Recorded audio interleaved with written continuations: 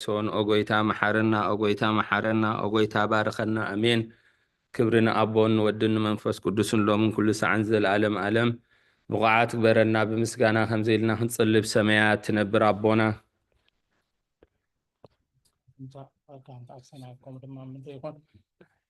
نعلة جيرانا لو ما هبلنا نحن بدلنا بدلنا كن حرقنا لهم بدلنا نبسنا كدقلنا كاب فعل حنا برحفة نحيطنا من جسم حيلن كبر نزل على النار كيمو أمين زيتنا وقتي ما رام بنا قدس قبرين ملا سلام لكل بخو بحلنا خدن قلي خبس كاخون دنقلي في أدك زاوية سوال كيتا سراوي سلام لكل لخون السقابة نستبر في خفر خفصهم برو في وامتا سقاد زاوية مساقيو هو في السيدة سبيل كحاتياتنا حارق لنا نافور والقيس كرسة تسلي غمانتانا محفظ لمن لنا أمين نجباري سنيات محرنا أملاخ أبون قويتانا أملاخنا مدحنا إيسوس كريستوس ساتيرنا ردينا نعقبنا تقبلنا رهرهنا ندقفنا كساب عزي أو نبسحنا إمونا مسكونا ألنا حجو النعو بزاك قدس على تزي أنا بكل زمن هيوتنا نعو بنفرح فتصم سلام كعقبنا نخلو زملخ اكزي أبيهر أملاخنا نلوم منو أو قويتانا اكزي أبيهر كله تملخ أبون قويتانا أملاخنا مدحنا إيسوس كريستوس لعلو كل كنتات من تخل كنتاتنا وش تخل كنتاتنا مسكنا كألنا سلستر كانان زردا كانان زعقوب كانان نبخاون سلستقبل كانان سلزرهره كانان زدقف كانان كساب زس عزيهم سلزبصح كانان نمسكنا كألنا أو مفكر سب كابت سنيات كان حتى تنلمننا لنا أبزا قدس علة زي أنا بكل زمن هوتنا نعخاب بمفرح فتصم سلامكم فتصم هبنا كل قناعات كل فتنان كل قبر سيطان مخروق فأسبات حب انقهد زغنا من العسلان وقويتا خبايا أرحق كاب كل حزب خان كاب زوريا زلنا يوبوتان أرحق كل سنيات زدل نقرن عدلنا مخنياتون الصحيحات منن عنك ربيتون كل حيل سألا عنك رقق سلطان زهب كانا كاب كل خفاء دحنا ننبالها ننبرنا فتنا يتأتونا بتحاد ودها قويتانا أملخنا مدحنا يسوس كريستوس من تفقر السبيل بزقبرات أقان محرتن مساخا معرم الزخون وهاب هيوت منفس قدسن كبرن قرما وداسين أملخون لهم كل ساعة نزال ألم نعخا يخون أمين نين السحاب مزمور 51 وأملاك مسالخة محرني كم تعبير راقة أبساي دمسس كاب أبساي أطبك حسبني كاب حاتياتي يناطريني أنا أبساي فلت علخمو حاتياتي كل جزيب كلمة إيو بزربا خاص حد فرد خانس وان كاتركب سعنن أخاطر بدلكو أبكن ميخا أكي قوركو نهو بأبسات ولدكو ميكا بحاتيات أنا ستني نو نحك أوشتي خاطر اليو أبحو انتو محرني انت غصاري سمع الزات ريني كبر الكسعودو صبني تنزغت قد كاين عصم تحقوس أسبحتان حقوس ناس معني كذكا بحاتياتي كولو نبزر لأبسا وندمسسو وأملاخ صوري لب فطر اللي صنا منفس كاوشتي حدث كاب قد كاي دربيني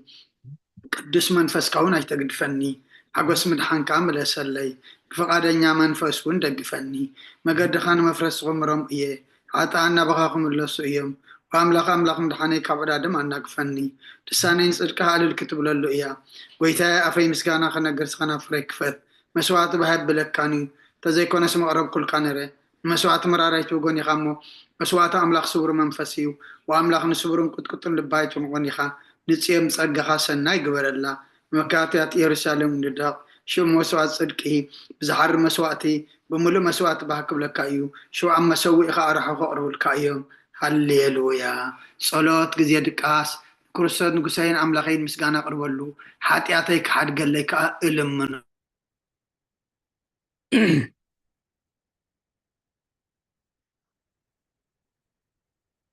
شي مزمور داويد مبل 230 أبونا أبوي ملاك سلام كتصلي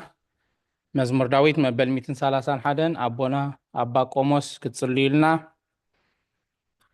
مزمور داويد مبل 230 كلتن أبونا أبوي مرقيتا كتصلي لنا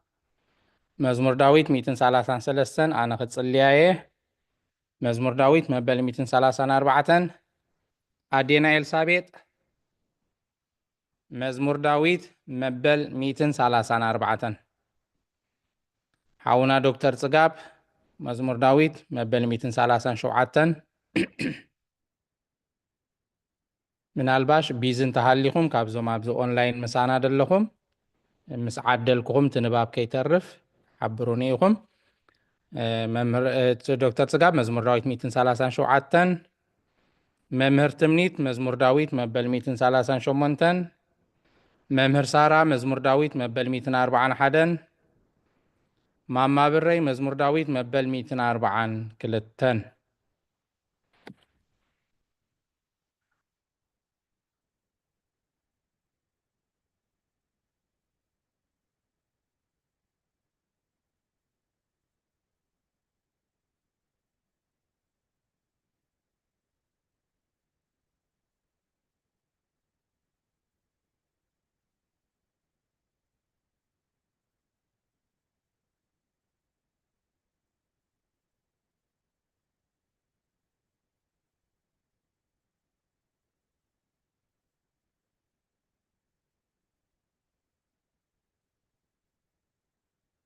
هراي أبونا أبي مرجيتا مزمور داويت مبل 147 أنا مزمور داويت مبل 147 كتصليايه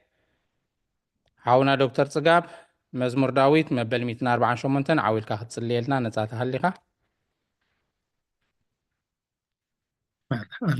ኣለኹ ደባ ماشي ሃሌሉያ እግዚአብሔር ኣብ ሰማይ ኣመስግኖ ኣብ ሰማያት ኣመስግኖ ኣብ ኣርያም ኣመስግኖ ኩልኹም መላእኽቱ ኣመስግኖ ዘለኹም ሰራዊቱ ኣመስግኖ ኣትን ፀሓይን ወርሕን ኣመስግኖ ኣቱም ብሩኻት ከዋኽብቲ ኣመስግኖ ኣቱም ናይ ሰማያት ኣብ ልዕሊ ሰማያት ዘለኹም ማያትን ኣመስግኖ ንሱ ኣዚዙ ተፈጢሮም እዮም እሞ ንስም እግዚአብሔር ይመስግኑ ንዘለዓለም ዓለም ኣቆሞም ዘይሓልፍ ሕጊ ከዓ ሃቦም እግዚአብሔር ካብ ምድሪ ኣመስግንዎ ኣቱም ገበላት ባሕርን መዓሙቕን ኩልኹም ኣቱም ሓውን በረድን ኣሳሒታን ግመን ቃሉ ተሰደጥ ባቡላን ኣቱም ኣኽራንን ኮቢትን ኩልኹም ፈረይቲ ኣዋምን ስሕድታትን ኩልኹም ኣራዊትን ኩላትኩም እንስሳ ለመም እትብሉን ነፈርቲ ዋፍን ነገስታት ምድርን ኩላትኩም ኣህዛብን መሳፍንትን ኩላትኩም ፈረቲ ምድርን ኣጓብዝን ገራዙትን ዓበይቲ ምስ ንኣሽቱ ስሙ በይኑ ልዕል እዩ ግርምኡ ኣብ ልዕሊ ሰማይ ምድርን እዩ እሞ ንስም እግዚአብሔር ኣይመስግንዎ ንህዝቡ እውን ቀና ኣልዓለ ስለዚ ኩሎም ቅዱሳኑ ኣብ ደቂ እስራኤል እቲ ዝቐረቦም ህዝቢ ይመስግኑ ኣሎ ሃሌሉያ ሃሌሉያ آمين هللويا ቅዱስ ቅዱስ ቅዱስ ወንጌል መምህርና ሉቃስ ካብ ዝፀሓፎ በረኸት ጸሎቱ ምስ ኩልና ህዝበ ክርስቲያን ይኹን እንሆ ድማ ኣብ ኢየሩሳሌም ስምዖን ዝበሃል ሰብኣይ ነበረ እዚ ሰብኣይ ዝጻድቕ ንኣምላኽ ዝፈርሕ ምጽንናዕ እስራኤል እውን ዝጽበ ነበረ መንፈስ ቅዱስ ድማ ነበሮ ነቲ መሲሕ እግዚኣብሔር ከይረኣዮ ሞት ከም ዘይርኢ ድማ ብመንፈስ ቅዱስ ተገሊጹሉ ነበረ ብመንፈስ ከዓ ናብ ቤት መቕደስ መጸ ወለዱ ነቲ ኢየሱስ ህፃን ከም ስርዓት ሕጊ ክገብሩሉ ምስ ኣተው ስምዖን ድማ ኣብ ኢዱ ሓቖፎ ንኣምላኽ እውን ከምዚ እናበለ ኣመስገነ ኦ ጐይታይ ነቲ ንኣሕዛብ ምግላፅ ብርሃን ንህዝብኻ እስራኤል እውን ክብረት ክኸውን ኣብ ቅድሚ ኩሉ ህዝቢ ዘዳለኻዮ ምድሓንካ ዒንተይ ካብ ረኣያስ ሕጂ ከምቲ ዘረባኻ ንባርያኻ ብሰላም ተፋንዎ ኢኻ በለ ምስጋና ንእግዚኣብሔር ኣምላኽ ኣሜን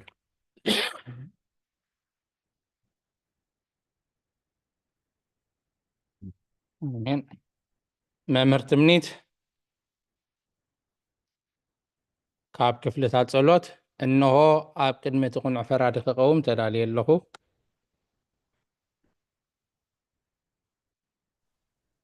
እሺ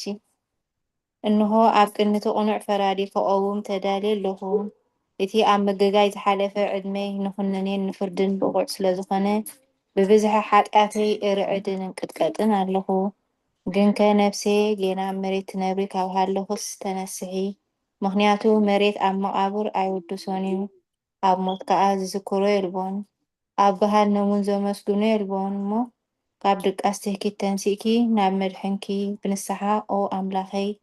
መሓረንን ኣድሕነንን እናበልኪ ተማሕፀኒ ስብሃት ለኣብ ወወልድ ወመንፈስ ቅዱስ መምህር ሳራ መዋዕል ሰብ ዘይውዳእ هراي ديكون ودك مع السب زي ودا زي عالم زي آكا نزل العالم زنبر انت زخونسي نفسي نتصور زخونة مخنيات مهارلو كنيرو كن كتتصيف زخونة تقبارات كن يتهمق كيكن أب كدمئتي حقنيا فرادي مستقلع أب حاتيات هرات تساتيحكي أب تشللتنيان كدان سقاق خلخي انتايو تتهبيو ملسي وكريستوس أملاخي بتي عزيز أفرح منبر فردخاء سنبر نتزل على ما يفردخاون أنبركخ بتي ملكوتاوي نزبراء برهانكا انقدقد علىخو أنا هسوم دونس أب عراتي دقيسة زلخو أب أو هيوتيون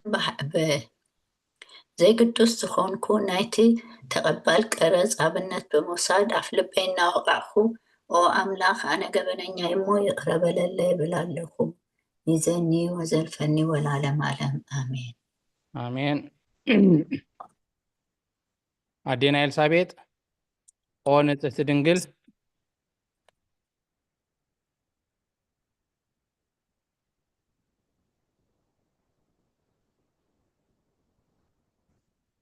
دمت تعدي ماشي حلو ماشي اوكي اذا اوكي ونصحت دنقل دي حقي هو لقدني لي ونصحت دنقل نبار يا اخي اتقلتو صلال رديتكي زرقحي ناتي ابحلنا كم معبل زقامات الكفو حسابات كباي ارحقيو نتحممت نفسي بخنتنت عزيو هالواتا طفي اوا قالو امو ናብ ጸሎትን ምንቕቃሕን ኣበግስያ ምኽንያቱ ንስኺ ከኣሊትን ምሕረት እትልምን ኣላይት ዓደን ኢኺ ዓደ ምንጪ ህይወት ንጉሰይን ኣምላኸይን ጎይታ ኢየሱስ ክርስቶስ ተስፋይ ኢኺ ይቕኒለይ لكن ማማ ብረይ ኦ ጎይታ በዛ ለይቲ እዚኣ ንዓሞ ብዚ ሓጢኣት ክንሓድር ሓለወና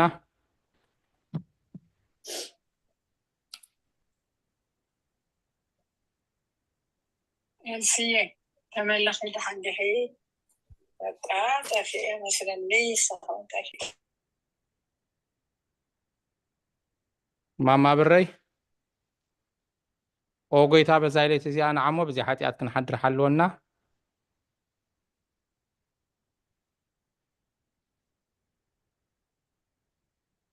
ኦ ጎይታ በዛ ለይቲ እዚኣ ንዓሞ ብዚ ሓጢኣት ክንሓድር ሓለወና ኦ ኣምላኽ ኣቦታትና ንስኻ ብሩኽ ኢኻ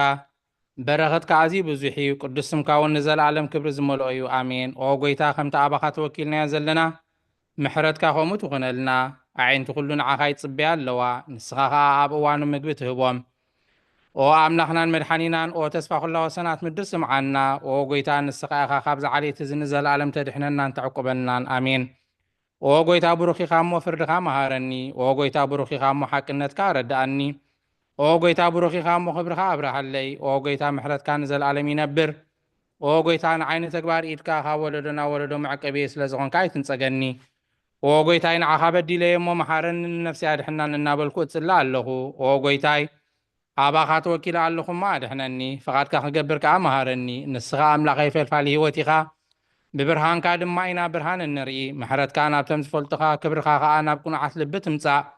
ጸጋን በረኸትን ምስጋናን ብሓቂ ናትካዩ ኦ ቅድሚ ዓለም ዝነበርካን ንዘለኣለም እትነብር ዘለኻን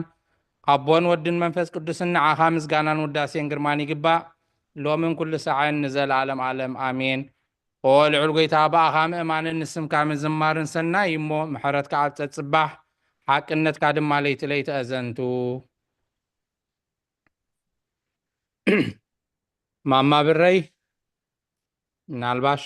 ድምፂ ተዓፅያት ከይትህሉ ነፃ እንተሃሊኺ ትሰምዕኒ እንተሃሊኺ ውዳሴ ስሉስ ቅዱስ ክፅሊ ኢልና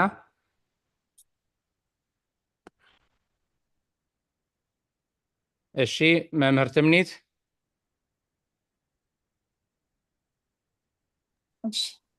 ውዳሴ ስሉስ ቅዱስ ቅዱስ እግዚአብሔር ቅዱስ ኃያል ቅዱስ ሕያው ዘይመውት ካብ ቅድስቲ ድንግል ማርያም ዝተወልደ መሓረና ቅዱስ እግዚአብሔር ቅዱስ ኃያል ቅዱስ ሕያው ዘይመውት ኣብ ዮርዳኖስ ዝተጠምቀ ኣብ ልዕሊ ዕፅ መስቀል ምእንታና ዝተሰቕለ መሓረና ቅዱስ እግዚአብሔር ቅዱስ ኃያል ቅዱስ ሕያው ዘይመውት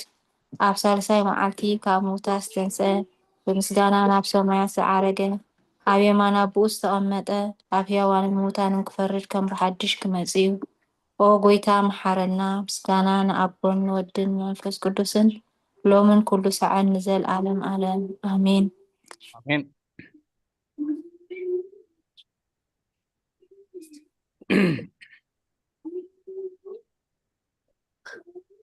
او سلس قدوس محرنا او سلس محرنا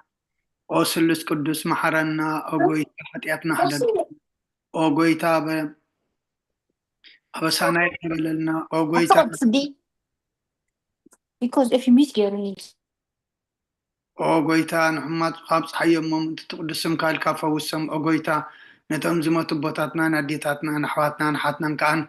نفسه معرف او خاب حتيات نسزغون كا غويتا محرنا او خاب حتيات نسزغون كا غويتا ردعنا لما أنا تقبللنا كبرن مسغانا بفصل معرقن قدسنا نعكا يقبا أمين او غويتا محرنا او غويتا محرنا او غويتا بارخنا او غويتا بقعات غورنا بمسغانا كم زيلنا خنصلب سمايات تنبر أبونا سمكا يقدس منقصغات امصاف فقد كام تاب سماي كوم دما مدريخون نعلت مقبنا لما هبنا نحنا نزبدلنا بدلهم كم تحدقنا لهم بدلنا نعوسانا ندقلنا كاب كفاد احنا نعمبر فتنا يتتونا منقصن حيلن كبرن نزل على مناتك إما أمين أوزت يا مريم بناي قدس كبريل ملاك سلامتا سلام لكل هو حنا خدنقلي خي بسقاهون دنقلي خي أدي جابير تواد قويتا سراوي سلام لكل هو نسخكا نسبرغتيخي فركر سخون برخيو وملتصقا جابير مساخيو أوفس تدس بالكعات يتنقصر يلنا نفت ودغ يسكر سسمنتانا محرت لمن لنا آمين ميثن مقبار ود مسبلنا أين رسا ممر سارة مزغانا نقدس دنقل مريم مسكانا نقدس دنقل مريم وقدست ملئت ጸጋ كل ጊዜ ድንግል ዝኾንኪ ወላዲተ አምላክ አደ ክርስቶስ ሰላም ንብለኪ ምንታ ኃጢአትና ካልገልና ናፍቆር ወድኺ ጸሎትና አርግልና ኢየሱስ ክርስቶስ አምላክና ዘወለድክልና ቅድስት ድንግል ሰላም ንብለኪ ንኃጢአት ነፍስና ሃዲኩ ክምህረና ናብ ጎይታ ለምንልና ኦ ቅድስት ድንግል ማርያም ወላዲተ አምላክ ንዘርእሰ በምንትያን ማላዲት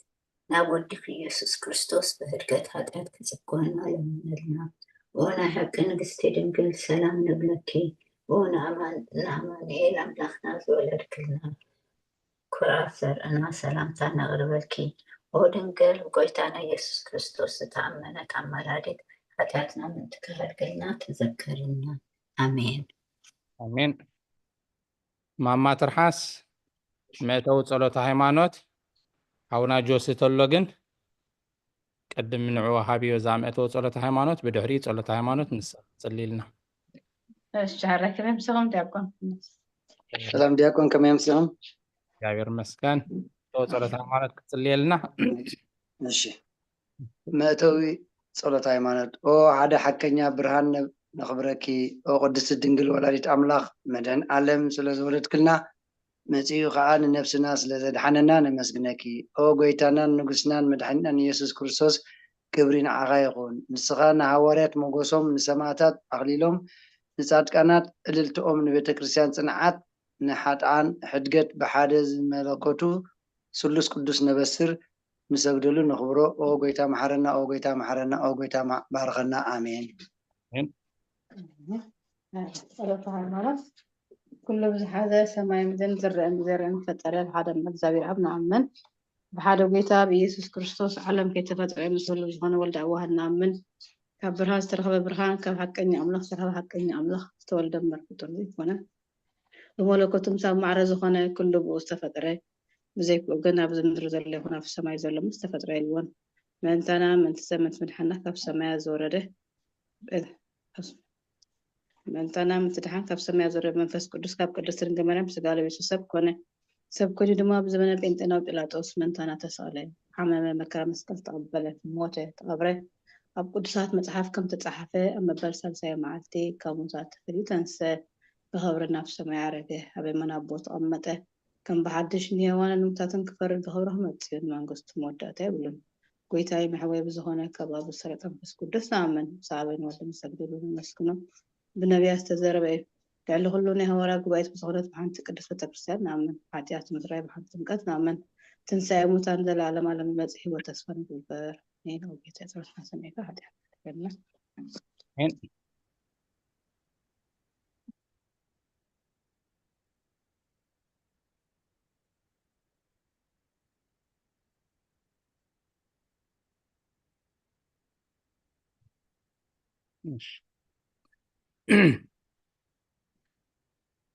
ችራይ ላይሶን ናባኹም እብልኹም ኣለዉ ቦና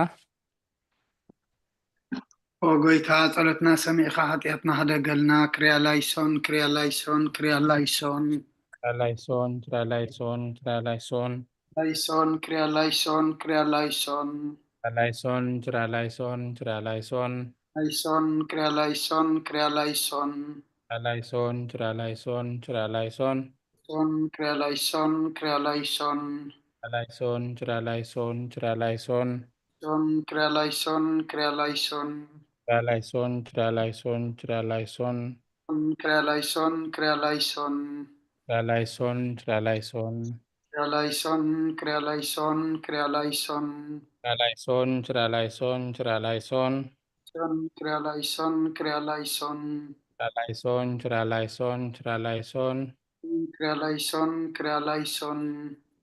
ላይሶን ችራ ላይሶን ችራ ላይሶን ሶን ክርያ ላይሶን ክርያ ላይሶን ላይሶን ችራ ላይሶን ችራ ላይሶን ሶን ክርያ ላይሶን ክርያ ላይሶን ላይሶን ችራ ላይሶን ችራ ላይሶን ሶን ክርያ ላይሶን ክርያ ላይሶን ላይሶን ችራ ላይሶን ችራ ላይሶን ሶን ክርያ ላይሶን ክርያ ላይሶን ላይሶን ችራ ላይሶን ችራ ላይሶን ክርያ ላይሶን ክርያ ላይሶን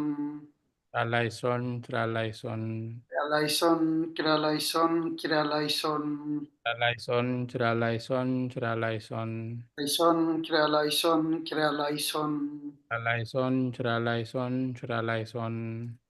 ክርያ ላይሶን ክርያ ላይሶን ላይሶን ችራ ላይሶን ችራ ላይሶን ላይሶን ክርያ ላይሶን ላይሶን ችራ ላይሶን ማማ መዓዛ ነፃ እንትሓሊኺ ቅዱስ ቅዱስ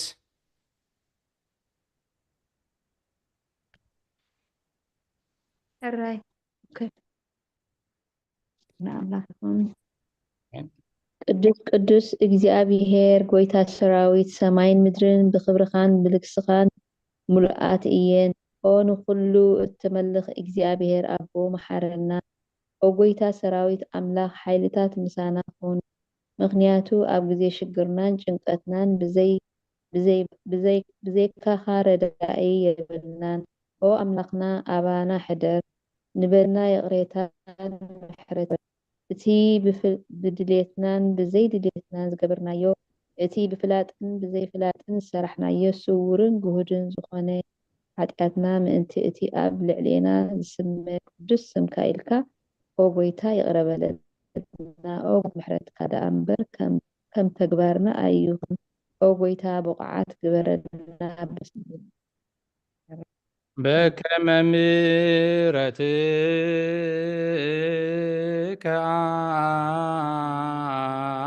አምላክነ ወዓቆበከ ማዕበሳ በከመ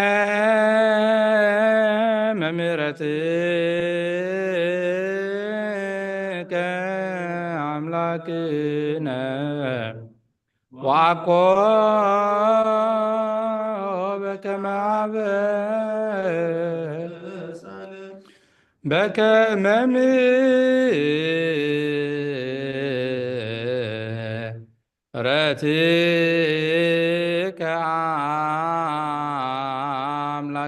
أملاكنا وعقوبك معبسنا ወጎይታ ብቕዓት ግበረና ምስጋና ከምዚ ኢልና ክንፅሊ ኣብ ሰማያት ትነብር ኣቦና ስምካ ይቀደስ መንግስትካ ትምፃእ ፍቃድካ ከምታ ኣብ ሰማይ ከምኡ ድማ ምድሪ ይኩን ዕለት መግብና ሎሚ ሃበና ንሕና ንዝበደሉና በደሎም ከም ዝሓደግናሎም በደልና ንሕሳና ንደገልና ካብ ክፉእ ኣድሕነና እምበር ኣብ ፈተና ኣይተእትወና መንግስትን ሓይልን ክብርን ዘለዓለም ናትካ እዩ ኣሜን ወዝቴ ማርያም ብናይ ቅዱስ ገብርኤል መልኣክ ሰላምታ ሰላም ለክልኹ ብሕልና ከድንግል ኢኺ ብስጋኹን ድንግል ኢኺ ኣደይ እግዚኣብሔር ፀባዖት ጎይታ ሰራዊት ሰላም ለክልኹ ንስኺ ካብ ኣንስቲ ብርክቲ ኢኺ ፍረ ከርስኹም ብርኪ እዩ ኦምልተ ፀጋ እግዚኣብሔር ምሳኺ እዩ ኦ ፍስቲ ደስ በልኪ ሓጢኣትና ሰሪየልና ነፍቲ ወድኺ ኢየሱስ ክርስቶስ ምእንታና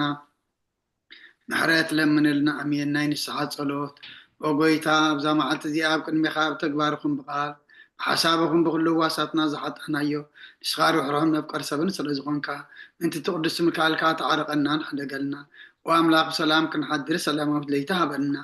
أبزانا يدك أسقي زينا خاب كل تشنكتنا أكبرنا كاب كل غفاتن كاب كل فتنا سلام كحلونا أنا سلام ملأك على أخلنا بسقام ريرانت مفكر سبزقونا حد ودخا ويتانان أملغنان مدحنان يسكرسوس اتبوون مسؤون كبرون وداسين قرمان زلقا معرخة مزغنو هوت منفس قدسن مسقانا يقباك حج النزل علما آمين ربنا نبخون وقويتا محرنا محرتك ونابزحلنا واب نفس وكف ساعة جزين أب سماين مدرن بخبر زسجدلكا كريستوس أمون أملاخنا بعلنا ويحت عقسن بزح محرتن سنة استملأكا روحن نتوم أنا قدامهم حتياتنياتات ونتمحر نحات ابن السحات مليسو بهيوت كنبر برموتو زي تدلي ما انت تصبي يمزلو تسفى سميات كروخبون كلهم نابد احنا تتعدم وقويتا أبزا ساعات زي أنا بكل ساعاتات لمانونا تقبل هيوتنا كان علنا تزازات كهن قبر مرحنا منفسنا قدس سقانا حساباتنا ننصه تمنيتنا ونسمر حمامنا فوس عطياتنا حدا قالنا هب كل خفاء حزن ساعات لبرد أنا بهلو إنهم كن عقاب بقدسان ملائكتها حلونا نا وهدت امنت كان من رحمة انتي نابت زي مرمرن زي وسانن فلتات كاهم بتصح عدلنا نسخا نزل عالم بروخيخا امين بقعات قبرنا بمسقانا خمزي إلنا هنصلب سمايات تنبر ربنا أب سماعات نبر ربنا سمكاي قدس من كسفات مسافة غير كخمت أب سماعتكم دماء مدريقن نعيلة جيرانا لو مهابنا نحن بدلنا بدلنا كم تحركنا لهم بدلنا نفسنا نقلنا خا كله فاتحنا نمبر فتنا يتأتونا من قسن حيلن كبر نزل علمنا تكايم آمين أوكسيا مريم بنا قدس جبريل ملأ سلامتا سلام لك الله بحلنا خد دنقلي خي بسكاخون دنقلي خي أدك زاوية صواب كيتا سراي سلام لك الله نسخابة نستبر اختيقي فرقر سخن بروخي ومت تسقاك زاوير مساقي وفي السدس بالكي حاتياتنا حد قلنا نافور ودقي يسكرسوت سلقي محرت لمن لنا آمين سلاز نبرنا نايت صلوت كيزي نأملاخنا كبرن مسكاناني بصحيو مبار نلوم دماغ فقط أملاخ كم تقول كيزي عب نفس وكف سلوس كاب ساعة شدشتك كاب ساعة شمان تدحر قطري إن مهارو إن نببو إن السنتنون إن الزاتيلون إن حتولون إن ملس إن رخبلون أقل قلت بيت كريستيان ناني حيمانة أبو ما قد سلتا نلو مقا حيمانة أبو معراف 54 كفل حادة قطر حادة خنجمرينا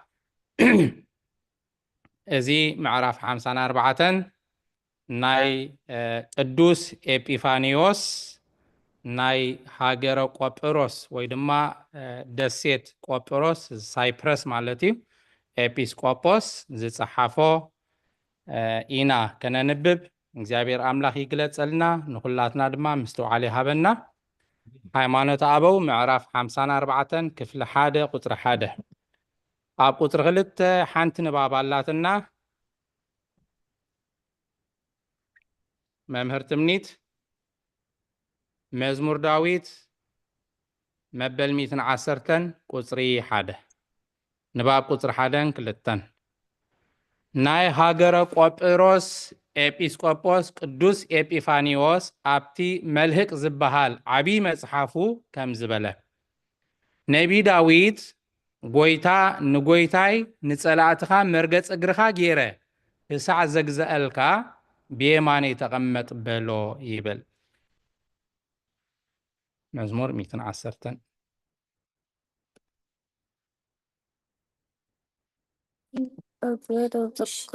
መዝሙር 110 ቁጥሪ 1 ጎይታ ንጎይታይ ንጸላእትኻ መርገጽ እግርኻ ክሳዕ ዝገብሮም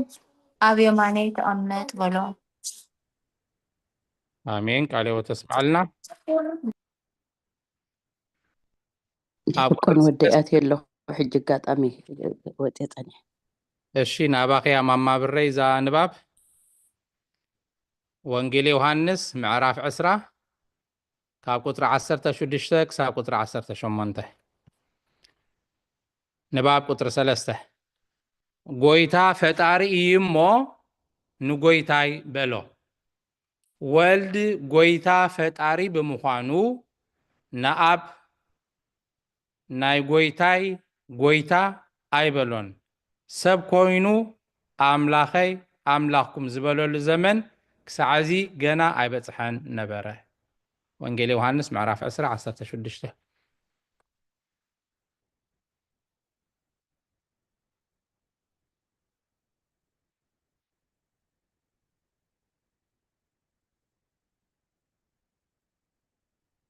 ኣለኹ ዶ ማማ ብረይ?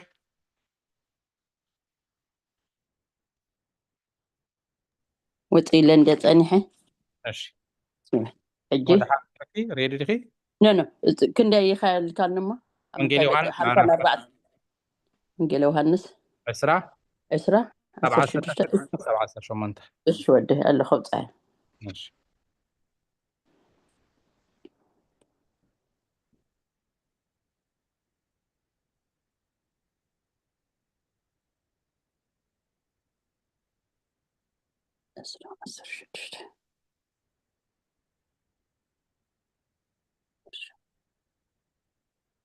እሺ አውጥ ያለሁ ይወድ ኢየሱስ ከአ ማርያም በላ ንሳ ድንግል ግልጽ ኢላ ዕብራይስጥ ሮቢኒ በለቶ ትርጉሙ መምህረይ ማለት እዩ። ኢየሱስ ከአ ገና ናብ አቦይ አይደየብኩንሞ አይትተንኪኒ ግናኸ ናብ አሕዋተይ ኪዲ እሞ ናብ አቦይን አቦኹምን ናብ አምላኸይን አምላኽኩምን ዲባሎ በልዮም በላ። ማርያም መግደላዊት ንጎይታ ከም ዝረአየቶ እዚውን ከምዚ ዝበላ ከይዳነቶም ደቂ መዛሙርቱ ነገረቶም። አሜን ቃሉ ተስማዕልና። እሺ ኣብ ቁጥር 4 ክልተ ንባባት ኣለዋና። መምህር ሳራ ትንቢት ኢሳይያስ ምዕራፍ 7 ቁጥሪ 14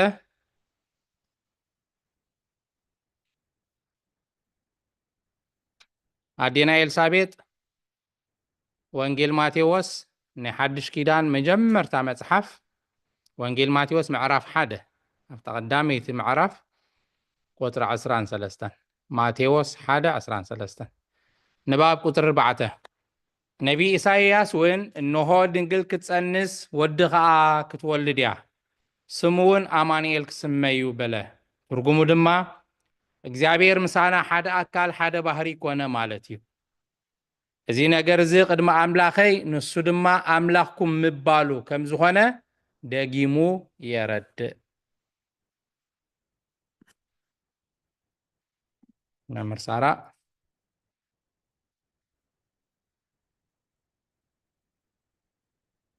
የግሬታ መምህር ሳራ ይጥዕመንን እዩ ኢለና ንጸኒሐን። ሓውና ዮሴፍ ትንቢት ኢሳይያስ 7:14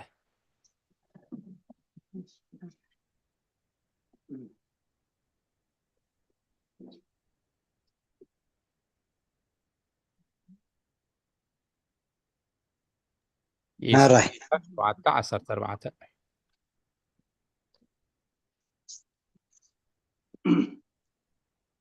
ስለዚ እግዚአብሔር ባዕሉ ትእምርቲ ክህበኩም እዩ። እነሆ ድንግል ክትጠንስ ወድኻ ክትወልድ እያ ስሙ እውን አማኑኤል ክትሰምዮ እያ። አሜን። ዴና ኤልሳቤጥ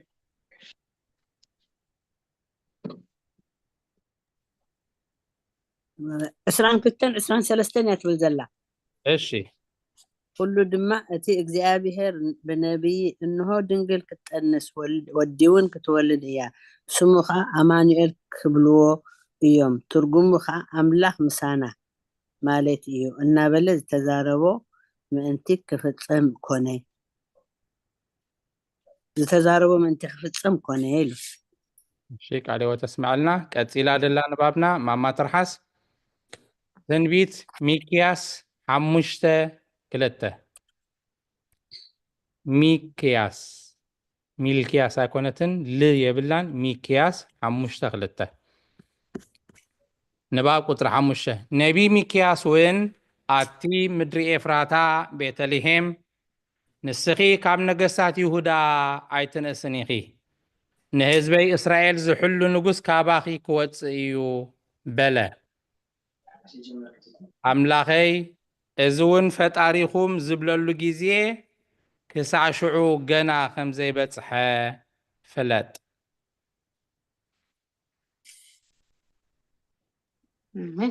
مرة مكياس حموشته درخلته قنا خي عتي أب مأكل أشحات يهودا زنأسكي بيت لهم إفراتا اتموتو كابت انتي كابز العالم زخونة عب إسرائيل جزائي زخون كبخيك وطح لي إيو آمين قالوا وتسمع لنا ماما مازا تنبيت إيرمياس معرف 17 قطر 9 إيرمياس 17 نباب قطر 6 إزوم تنبيتات كاب إساياسن إيرمياسن كمون كاب كلهم نبيات زتنقرو أملاخ قال كاب دنقل كم زولة زتنبيو دحرم في تصامهم نسو سب انكالو من كفلتو يخيل إلو إيرمياس كم زتزاربو بزي زر سبعي كاب إمبيتنا قدس دنقل ماريام سقا وسده إيرمياس 17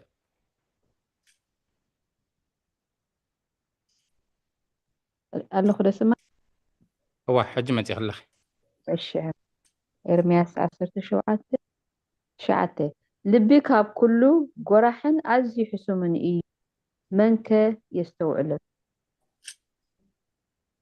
إرمياس 17 قطر 9 مش إرمياس 17 أو 9 مش سكت جميع لبي كاب كله جرحن عز يحسو من إيه منك يستوعب ماشي قال هو تسمع لنا منك يستوعب ماشي أتيلا دلا نبابنا أبوي مرجيتا وإنجيل يوحنس معرف 16 كاب 27 كساب 29 نباب قطر 7 كساب 10 ما انت خواها هادو إلو بعلو نزنتو سقازي فترة كم زتباهلون كاب دنجل تولده نباهرينا ون جنزبو جبره ناتنا باهري سلز تواهدون أملاخي بله إزون أملاخكم مالتيو ناي باهري ودو سلزخونه أبوي بله بتين دك مزامرتو زهابهم تسقا ولدنتون أبوخم بله بتي باهري تسبيت زمسل باهري أرديتون أملاخي بله إزدما فتاريخم مالتيو እግዚአብሔር አብ በባህሪ መለኮቱ ንጎይታና ኢየሱስ ክርስቶስ አብኡ እዩ እግዚአብሔር አብ በባህሪ መለኮቱ ንጎይታና ኢየሱስ ክርስቶስ አብኡ እዩ ናሐዋርያት ግና በተዛሃቦም ጸጋ አብኦም እዩ እግዚአብሔር አብ በቲ ሰብ ዝኾኖ ንወልድ አምላኹ እዩ በተቀዳማዊ ባህሪኡ ድማ ናይ ባህሪ አብኡ እዩ ካብኡ ዝተወልዶ ልደት ውን ዘይምርመር እዩ ብሓቂ ናይ ባህሪ አብኡ እዩ ብመለኮቱ በዚ ግዜ እዚ ተረኽበ በዚ ግዜ እዚ ከሓልፍ እዩ ኣይበሃልን እዩ ግና ካብ ናይ ባህሪ አብኡ ካብቲ ሓድነት እግዚአብሔር ከይተፈልየ ናብትናትና ሓድነት ስለዝመፀ ሎሚ አምላኸይ ክብል ተገብኦ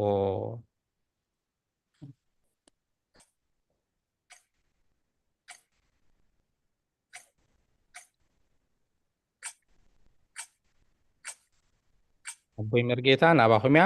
ወንጌል ዮሐንስ 16 ካብ 27 ክሳብ 29 ቃል ህይወት ይስማዓልና ካብ 26 ብሓንሳብ ኣለዋ 27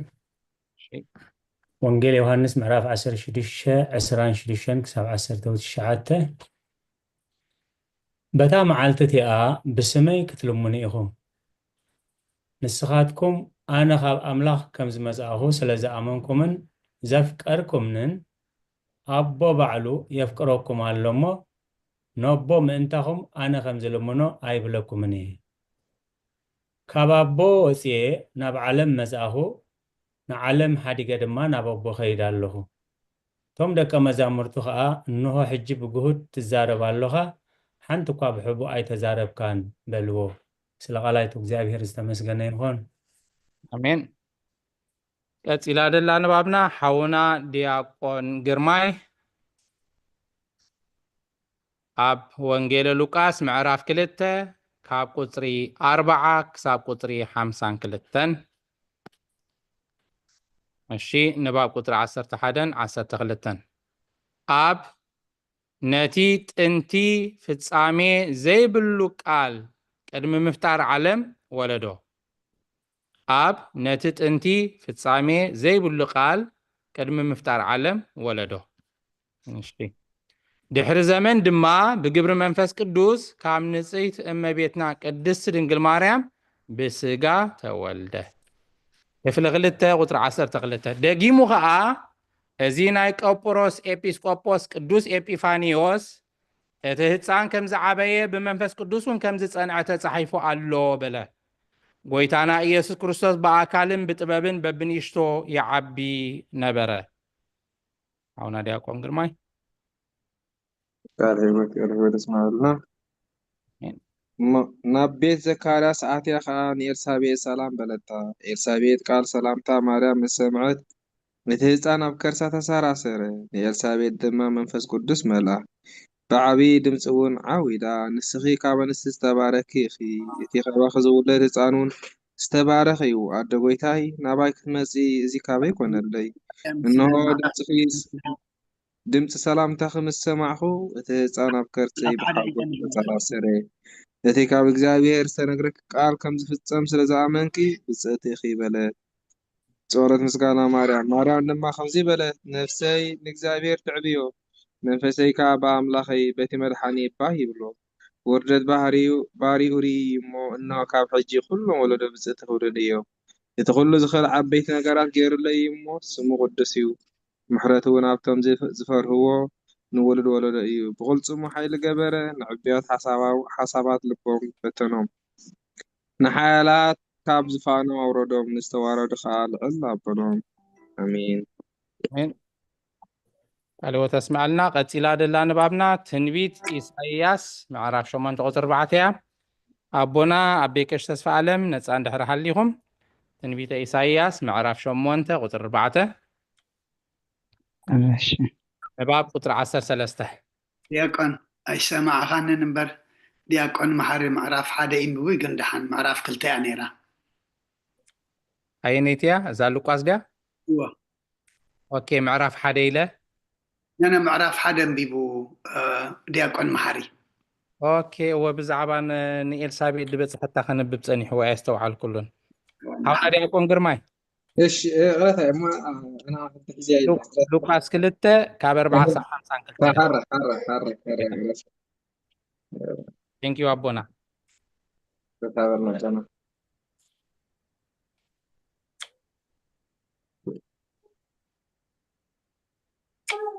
اوكي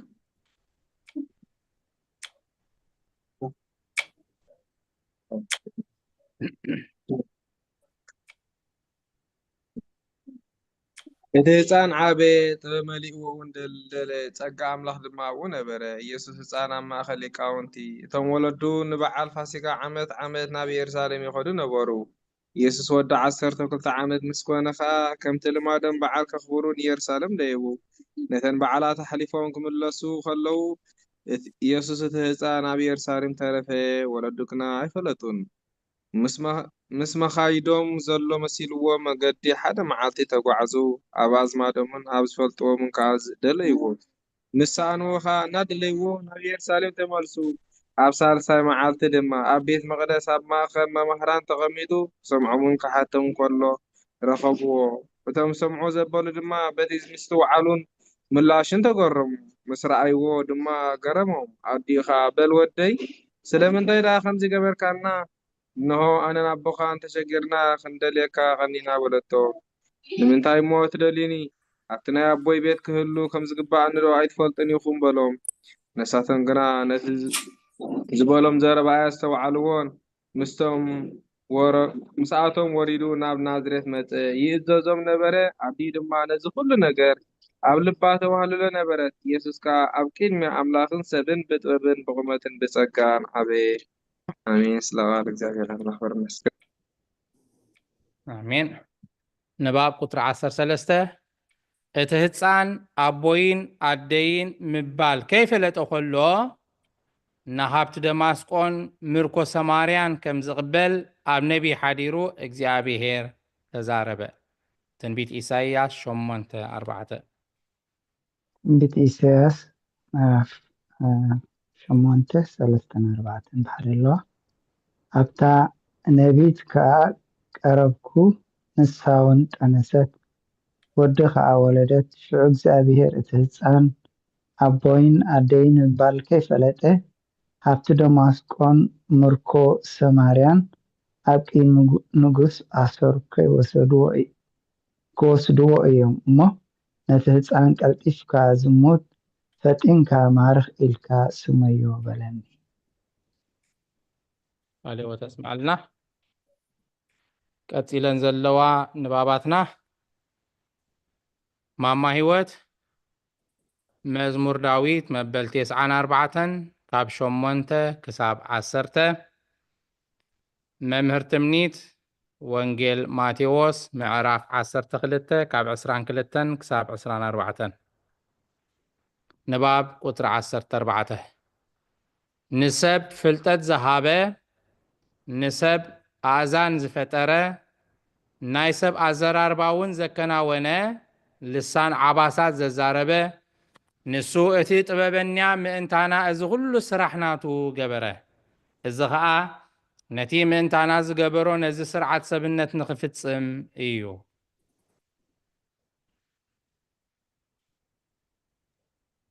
ማማ ህይወት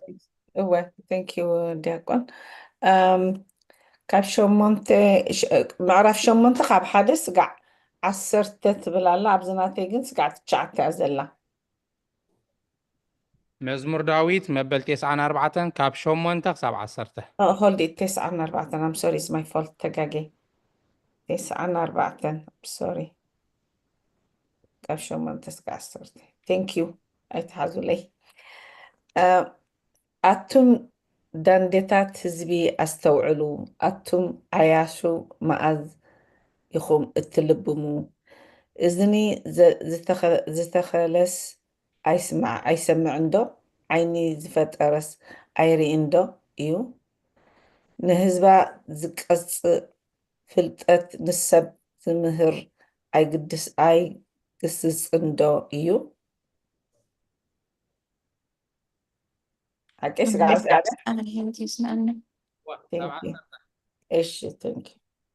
ወንጌል ማቴዎስ ምዕራፍ 12 ካብ ቁፅሪ 22 ክሳብ 24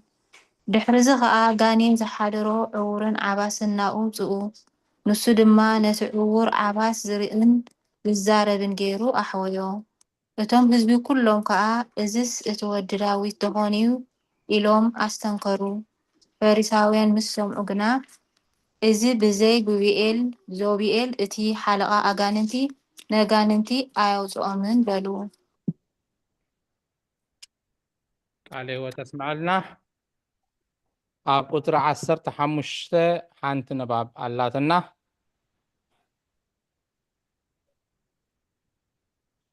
ማማ ብረይ ወንጌል ዮሃንስ ምዕራፍ 19 ቁፅሪ 31 እያ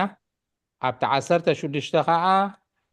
ኣዴና ኤልሳቤጥ ክትዳለዋ ምእንቲ ካብ ሕጂ ወንጌል ዮሃንስ ምዕራፍ 5 ቁፅሪ 39 ሓንቲ ፍቕድያ ወንጌል ዮሃንስ ኣብ ሓድሽ ኪዳን ኣብቲ ዓንተ ወይ ዘንበብክንኣ ወንጌል ማቴዎስ ብድሕሪኡ ማርቆስ ሉቃስ ኢላ እታ ራብዒት ወንጌል ዮሃንስ እያ ምዕራፍ 5 ቁጥሪ 39 ንባብ ቁጥሪ 15 ካብ ቅኑዕ ምሳሌን ካብ ቅዱሳት መጽሓፍቲ ኣሰማሚዕና ዝኣከብናዮም ሰናይ ምስጢርን ከምኡውን ካብ ዝፈለጥናዮምን ናትና ዝገበርናዮምን መሰኻክር ሓደ እኳ ኣየትረፈን ምክንያቱ በቶም ብዘይ ትርጓሜ ንሃይማኖት ክቃወሙ ዝከራኸሩና ሰባት መላገፂ ንኸይንኸውን እዩ ማማ ብሬ ወንጌል ዮሃንስ ምዕራፍ 19:31 እሺ 19:31 ስለዚ ድሮ ሰንበት ነበረ እሞ እታ ሰንበት እቲኣ ክብርቲ በዓል ዓመት ስለ ዝኾነት እቲ ስጋኦም ኣብ መስቀል ምእንቲ ኸይሓድር መሓኹልቶም ሰቢሮም ከውርድዎም እቶም ኣይሁድ ንጲላጦስ ለመንዎ አሜን ቃል ሕይወት ተስማዓልና ንባብ ቁጥሪ 16 ላትና ኣብታ ቁጥሪ 16 ዘላ ወንጌልና ወንጌል ዮሃንስ ምዕራፍ 5:39 ኣዴና ኤልሳቤጥ ንባብ ቁጥሪ 16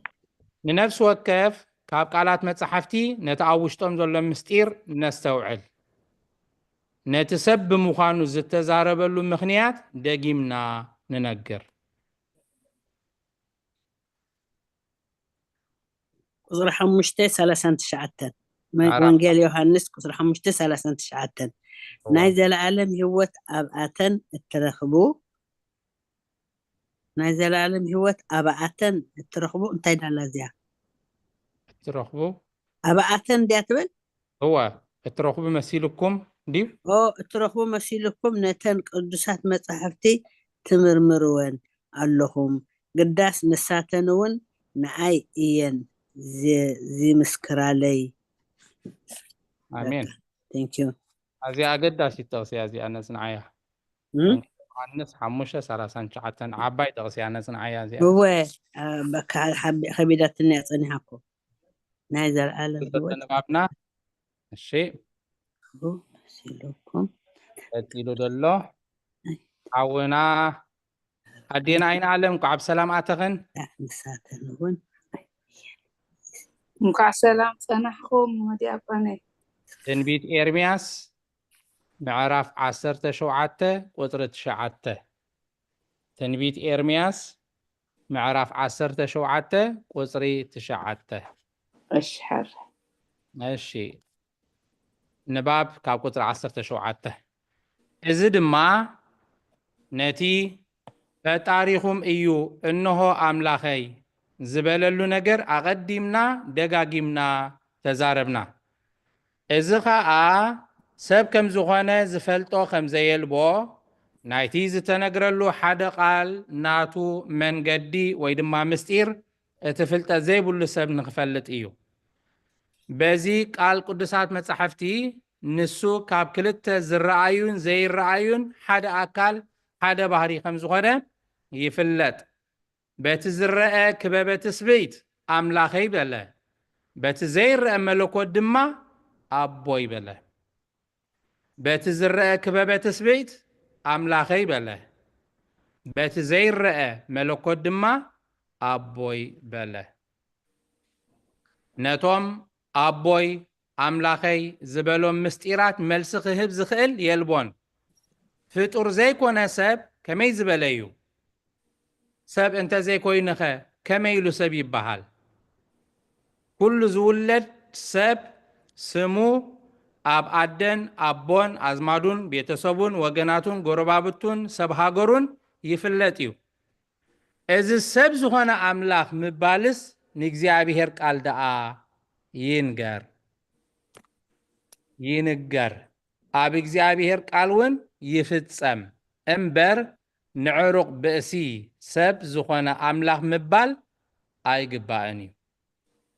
ናይ ባህሪ ኣምላኽ ከም ዝኾነ እንተተነግረ እውን ብሓቂ ሰብ ኮይኑ እዩ ኣምላኽ ከም ዝኾነ ምፍላጥ ዝከኣሎ ሰብ እውን የልቦን ስለዚ ከዓ እዩ ኣብ ሲማዳኮስ ዝተሰምየ እዚ ድማ ካብ ክልተ ባህሪ ሓደ ዝኾነ ማለት እዩ ንሱ ኣምላኽ እዩ ሰብ ከዓ እዩ ስለዚ ከዓ እዩ ኣብ ሲማዳኮስ ዝተሰምየ እዚ ድማ ካብ ክልተ ባህሪ ሓደ ዝኾነ ማለት እዩ ንሱ ኣምላኽ እዩ ሰብ ከዓ እዩ እሺ ኤርምያስ 17:9 እሺ ኤርምያስ 17:9 ልቢ ካብ ኩሉ ጎራሕን ኣዝዩ ሕሱምን እዩ መን ከ የስተውዕሎ ሳዳ ዲያቆን أوه تنبي باون صنح قدم أبيلا نباب قطر 22 أي مرمرن يمو زفلت وسب يلبون بحقون سب إيو كاب إما بيتنا قدس دنجل مارام بزي ركابي بزي زر سب أي سلازت ترخب إيو كتسيلنا معراف 55 كفل سلسته نغتسل لنا كتسيل عدلا نبابنا عب قطري خلته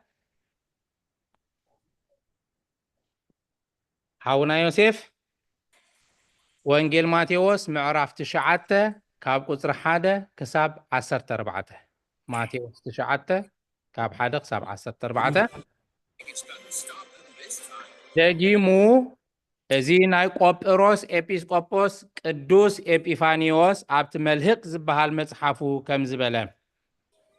اب زبل علون زستيلون غيزي بحقي سب كم زخونه سرحو مس اردئه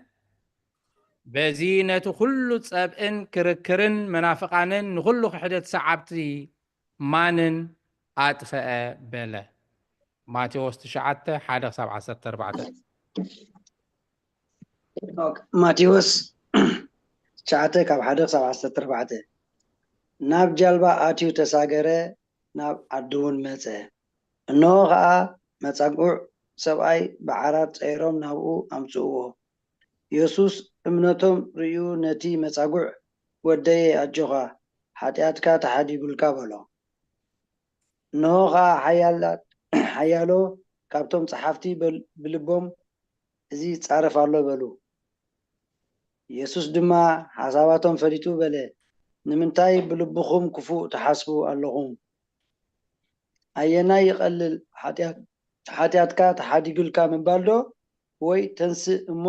ኪድ ምባል ንወዲ ሰብ ግና ሓጢኣት ክሓድግ ኣብ ምድሪ ስልጣን ከም ዘለዎ ምእንቲ ክትፈልጡ ሽዑ ነቲ መጻጉዕ ተንስእ እሞ ዓራትካ ልዕልካ ናብ ቤትካ ኺድ በሎ ተንሲኡ ናብ ቤቱ ኸደ እቶም ህዝቢ እዚ ሪኦም ፈርሁ ንኣምላኽ ድማ ከምዚ ዝበለ ስልጣን ንሰብ ብምሃብ ኣመስገንዎ ኢየሱስ ካብኡ ምስ ሓለፈ ማቴዎስ ዝብልዎ ሰብኣይ ኣብቲ በሪ ቶግ ተቐሚጡ ረኣየ እሞ ሰዓበኒ በሎ ተንሲኡ ከዓ ሰዓቦ ኮነ ከዓ ኣብ ቤቱ ኣብ መኣዲ ምስ ተቐመጠ እነሆ ብዙሓት ተገውቲ ሓጣንን ምስ ኢየሱስ ምስ ደቂ መዛሙርቱ ተቐመጡ ፈሪሳውያን ከዓ ርእዮም ንደቂ መዛሙርቱ መምህርኩምሲ ስለምንታይ እዩ ምስ ተገውትን ሓጣንን ዝበልዕ በልዎ ኢየሱስ ግና ሰሚዑ ንሓኪምሲ ሕሙማት እምበር ጥዑያት ኣየድልይዎን እዮም ኣነ ሓጥኣን እምበር ጻድቃን ክጽውዕ ኣይመጻእኹን እሞ ምሕረት እፈቱ መስዋዕቲ ኣይኮነን ዝብል እንታይ ምዃኑ ኪዱ ተማሃሩ በሎም ሽዑ ደቂ መዛሙርቱ ዮሃንስ ስለምንታይ ንሕና ፈሪሳውያን ብዙሕ ንጸውም ደቂ መዛሙርቱኻ ግና ኣይጸውም ኢሎም ናብኡ መጹ تسمعلنا ኣብ ቁጥሪ 3 ዘለዋ ንባባትና ማማ ትርሓስ ወንጌል ዮሃንስ ምዕራፍ 4 ቁጥሪ 6 ማማ መዓዛ ወንጌል ዮሃንስ ምዕራፍ 11 ካብ 27 ክሳብ 35 ሓውና ዲያቆን ግርማይ ወንጌል ዮሃንስ ምዕራፍ 19 ቁጥሪ 28 ኣቦና ኣበይ መርጌታ ወንጌል ማርቆስ ምዕራፍ 11 ቁጥሪ 13 ንባብ ቁጥሪ 3 ንኽሕደት ኣርዮስን ንኽሕደት ናይቶም ከምቲ ኣባሃህላኦም ሕማም ስጋ ምእንቲ ኸይረኽቦ ወዲ እግዚኣብሔር ነፍሲ ኣይተዋሃደን ዝብሉ ንኣርዮስ ዝመስሉ ቀያይሳውያን ኣጥፍአ እዚ ከዓ ጥሜት ጽምኢ ድኻም ብኽያት ሓዘንን ኩሉ እቲ ብስጋ ክንገር ዝግብኦ ሕማም እዩ እዚ ገንዘብ ስጋ እዩ እምበር ኣብ ባህሪ ወዲ እግዚኣብሔር ኣይንገርን እዩ كلام تسمعنا يوحنس 4:6 أبوها إيلا يعقوب الله يسوس كا بمخاد منقدي دخيمو أبطغاتي إيلا تقمته أتجزيو سادسي ساعات أبيلو نبره ماما ماذا؟ الرايت يكون حاول يوحنس 11 كاب 27 سكا 35 ንሳ እወ ጎይታይ ንስኻ እቲ ናብ ዓለም ዝመጽእ ክርስቶስ ወዲ ኣምላኽ ምዃንካ ኣሚነ ኣለኹ በለቶ። እዚ ኢላ ኸደት ንማርያም ሓብታ ድማ ሰላሕ ኢላ መምህር መጺኡ ይጽዋዓክውን ኣሎ ኢላ ጸዋዕታ። ንሳ እዚ ምስ ሰምዐት ቀልጢፋ ተንስአት ናብኡ እውን ከደት። ኢየሱስ ኣብታ እተቐበለቶ ስፍራ ጸንሐ እምበር ናብ ዓዲ ኣያእተወን ነበረ። እቶም ከጸናጸንዎ ምስኣ ኣብ ቤተ ዘለዉ ኣይሁድ ግና ማርያም ቀልጢፋ ብድድ ምባላን ምውፃኣን ሪኦም ናብ መቃብር ከይዳ ኣብኡ ክትበኪ እያ ኢሎም ሰዓብዋ። ማርያም ናብታ ኢየሱስ ዘለዋ ስፍራ መጺኣ ምስ ረኣየቶ ኣብ እግሩ ተደፊኣ ጎይታይ ኣብዚ እንተ ትነብርሲ ግዲ ሓወይ ኣይሞተን ነይሩ በለቶ። ሽዑ ኢየሱስ ንሳ ክትበኪ ከላ እቶም ምስኣ ዝመፁ ኣይሁድ እውን ክበኪዩ ከለዉ ረኣዮ። ብመንፈስ ተከዘ እናሕነቕነቐ ኣበይ ኣንቢርኩምዎ በለ። ንሳቶም ጎይታይ ኣበይ ኣንቢርኩምዎ በለ። ንሳቶም ጎይታይ ንዓ እሞ ረአ በልዎ። ኢየሱስ ነብዐ። ክብሪ ኣምላኽ ይኹን። ስጋዕ በኣድያ ዲያቆን ሓወት ኣብ 35 እወ እታ 35 ኢየሱስ ነብዐ ትብል እያ ፉል ስታፕ ገይራ ቃል ሕይወት እስማልና ወንጌል ዮሐንስ ምዕራፍ 19:28 ድሕሪዚ ኢየሱስ ኩሉ ከም ዝተፈጸመ ፈሊጡ እቲ ጽሑፍ ምእንቲ ክፍጸም ጸማኹ በለ። ኣሜን። ኣምቦይ መርጌታ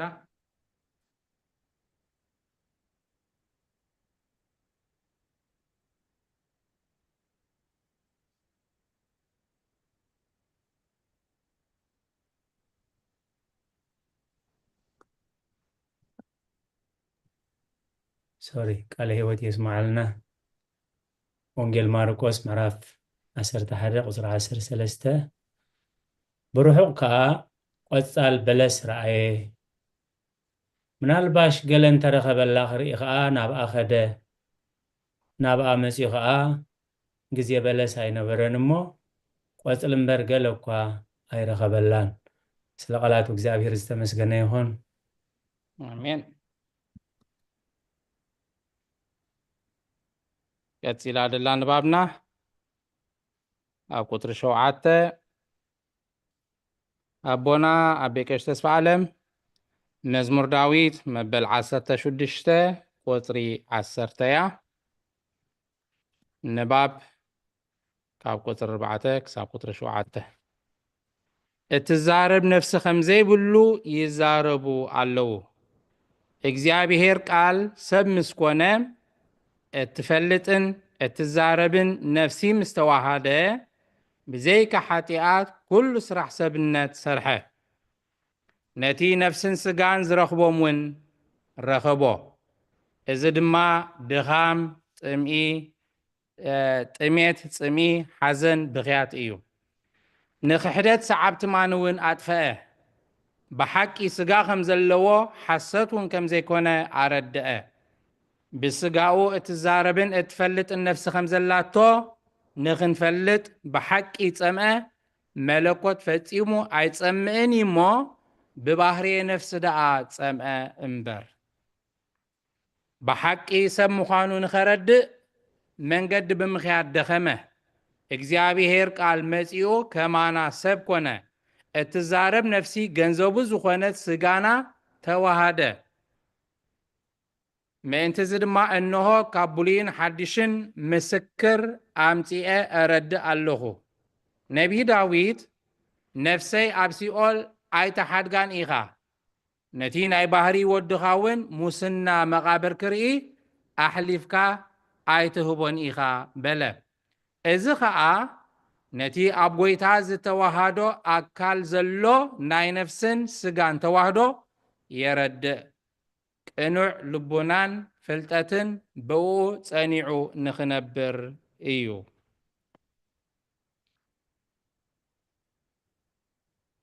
መዝሙር ዳዊት መበል 16:10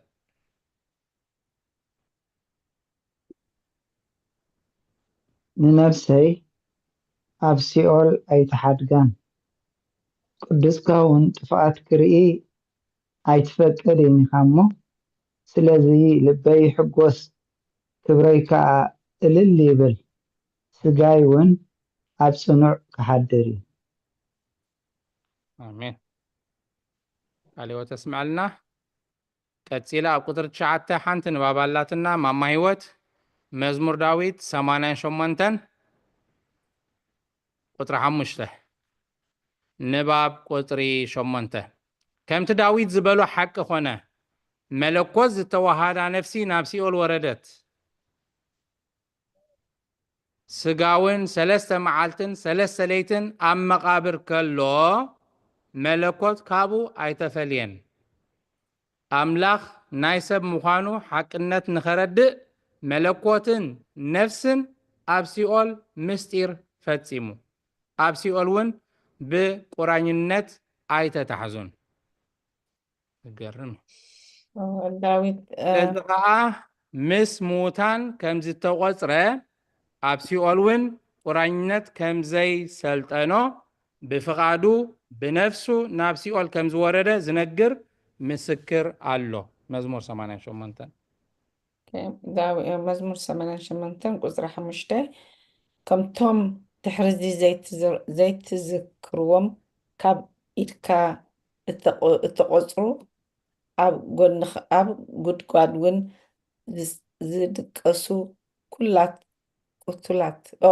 ዝድቀሱ ቁቱላት ኣብ ማእከል ምውታን ተደርበዩ ተደርበኹ ቃልዎ ተስማዕልና ኣሜን እዚኣ ናይ መወዳእታ ንባብና ክትከውን እያ ኣብ ቁጥሪ 10 ክልተ ንባባት ኣለዋና ኣዴና ኢና ዓለም ወንጌል ዮሃንስ ምዕራፍ 10 ካብ ቁጥሪ 14 حساب ቁጥሪ 19 ኣዴና ኤልሳቤጥ ግብረ ሐዋርያት ድሕሪ ወንጌል ዮሃንስ ደላያ ግብረ ሐዋርያት አንቶ ያንቢብክን ነርክን ወንጌል ዮሃንስ ድሕሪ ወንጌል ዮሃንስ ካ ግብረ ሐዋርያት ኣላ ምዕራፍ 2 ቁጥሪ 24 2:24 እሺ ንባብ ቁጥሪ 10 ሐዋርያ ጴጥሮስ እውን ሞት ሒዙ ከትርፎ ኣይክእልን እዩ በለ ጎይታና መድሓኒና እውን ንነፍሰይ ክድርብያን ከተንስኣን ስልጣን ኣሎን ኢሉ ኣሎ ከምኡውን ሕያዋይ ጓሳ ኣነ በጃ ኣባጊዐይ ምእመናን ሰብነተይ ንሕማም ንሞት ኣሕሊፈ ይህብ በለ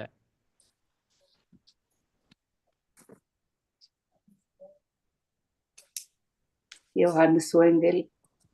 ወንጌል 10 ካብ 14 እስካብ 19 ሕያዋይ ጓሳ ኣነ እየ ነባጊዐይ እፈልጠን እተን ኣባጊዐይ ይፈልጣኒ እየን ከምቲ ኣቦ ንዓይ ዘፍለጠኒ ኣነ እውን ነቦ እፈልጦ እየ ንነፍሰይ ከዓ በጃ እተን ኣባጊዕ እሕልፍ ካብቲ መጓሰ እዚ ኮይንኮና ካብዚ መጓሰ እዚ ዘይኮና ካልኦት ኣባጊዕ ኣለዋኒ ንኣታተን ድማ ከምፀአን እየ ቃለይ እውን ክሰምዓ እየን ሓደ ጓሳ ክኾና እየን ጓሰአን እውን ሓደ ኣነ ነፍሰይ በጃ ክሕልፍ መሊሰ እውን ክወስዳ እየ እሞ ስለዚ ኣቦ የፍቅረኒ እዩ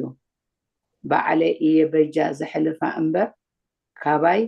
ዝወስዳ የልቦን በጃ ክሕልፋ ስልጣን ኣሎኒ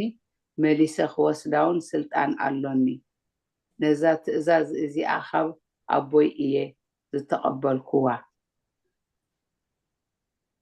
ብዛዕባ እዚ ዘረባ እዚ ድማ ኣብ ማእከል አይሁድ ከም በሓድሽ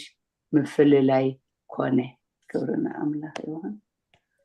ወዲያ እያ መስለ عندنا ኤልሳቤጥ አቤት ግብረ ሐዋርያት 2:14 ሃራይ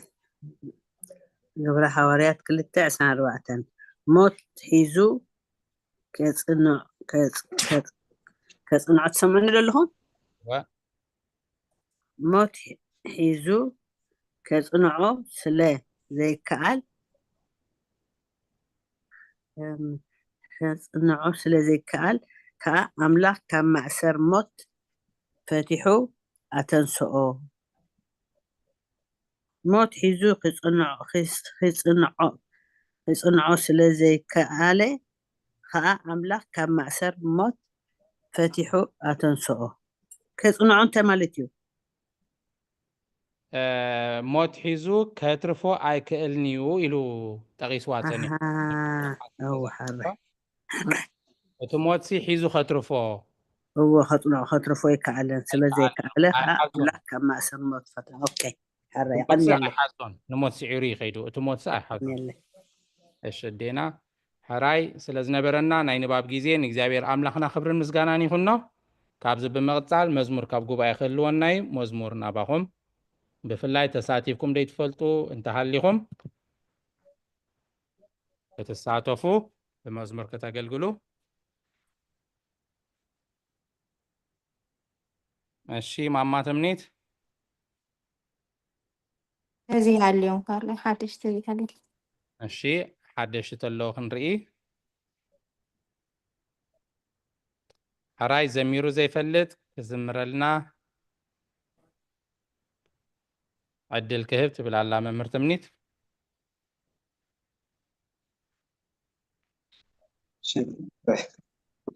ما كنت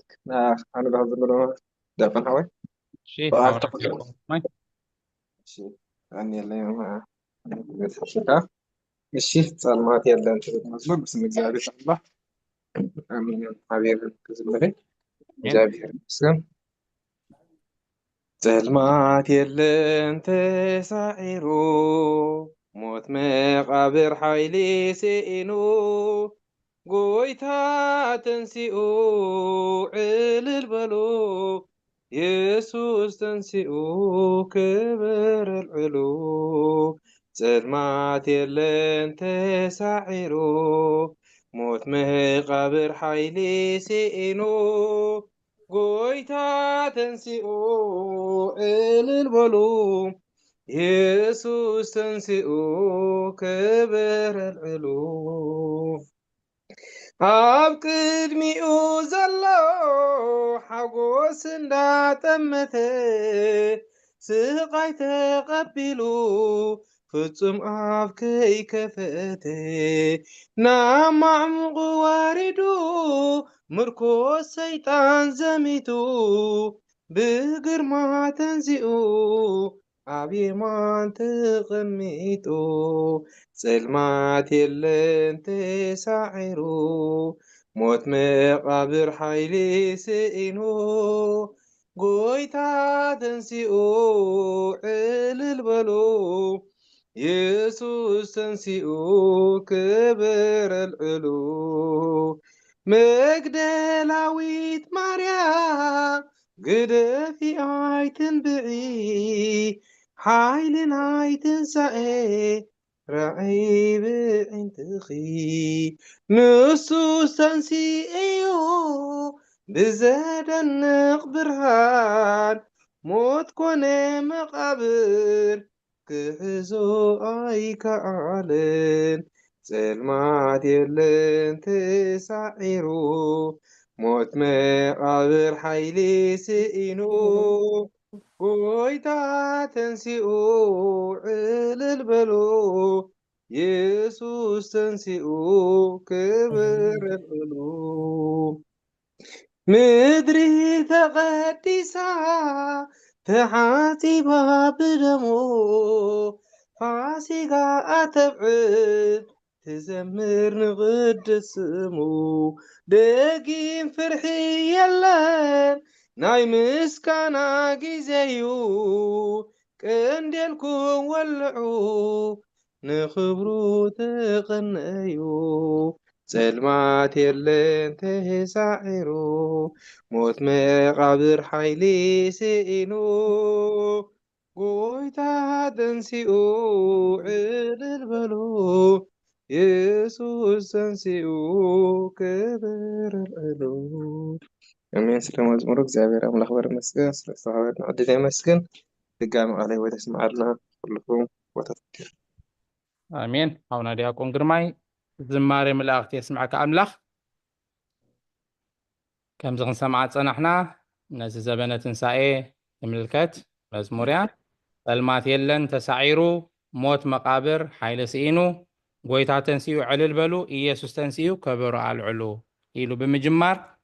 ነዘን ኣብ ላዕሊ ተጠቂሰን ዘለዋ ኣርባዕተ መስመር ድማ የዕርያ ኸ ኣብቲ ታሕቲ ትገልፀን ኣዝያ ትሕዝቶ ደለዋ ኩሉ ነገራ ካብ መፅሓፍ ቅዱስ ድትወስደት መዝሙር እያ ንኣስተንትኖ ናባኹም ዲያቆን ተርሓስ ነይረ ማማ ትርሓስ እሺ ሕራይ ዝማረ መልእክቲ ትስማዓልና ዲያቆን ሓውና ህዝብና ኣገልግሎት ከይባርኽ ኣራይ ዮሃንስ 1:5 ብርሃኑን ናብ ጸልማት የበርህ ጸልማት ግና ኣይሓዞም አሜን። ወንጌል ዮሐንስ ምዕራፍ 1:5 ካልኦት ተስማዓልና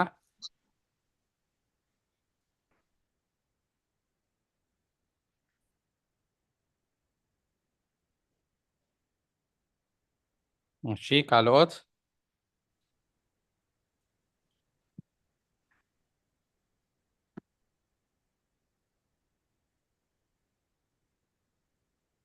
እሺ አቦና አቤ ቀሽ ተስፋ ዓለም ጠቅሲ ሰዲዶሙልና ኣለዉ መልእክት ጳውሎስ ናብ ሰብ ቆሎሴ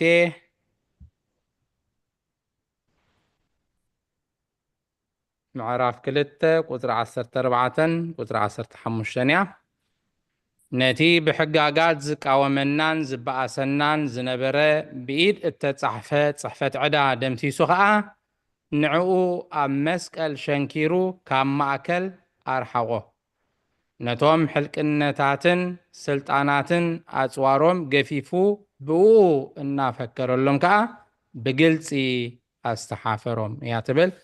ቃል ሕይወት ተስማዓልና ኣቦና መልእክቲ ሐዋርያ ቅዱስ ጳውሎስ ናብ ሰብ ቆሎሴ ምዕራፍ 2 14 15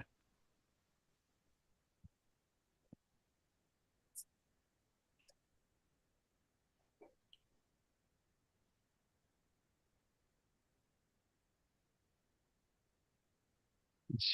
ማማ ሕይወት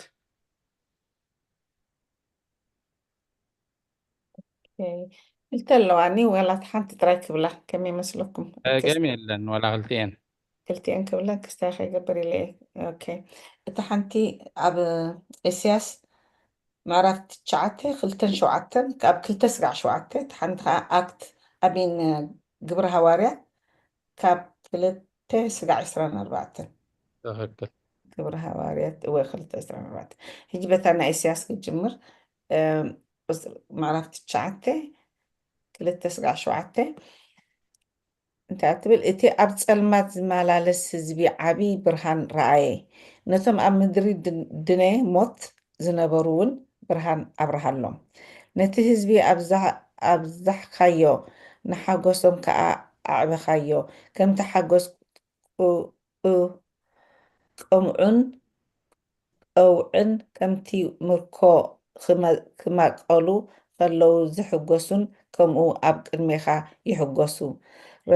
ነርዑት ጾሩን ንበትሪ መንኩቡን ንሳላዕ ገፍዑውን ከም መዓልቲ ሚድያን ጌርካ ሰበካዮ ሰብ ኣብ ውግእ እተዓጥቀ ዘበለ ኣፅዋርን ብደም እተዓለሰ ክዳንን ኪዳንን ሓዊ ድማ ትበልዖ እዩ ህፃን ተወሊዱልና ወዲ ተዋሂቡና እሞ እቲ ግዝኣት ከዓ ኣብ መንኩብ እዩ ስሙውን ግሩም መካር ብርቱዕ ኣምላኽ ኣቦ ንዘለኣለምን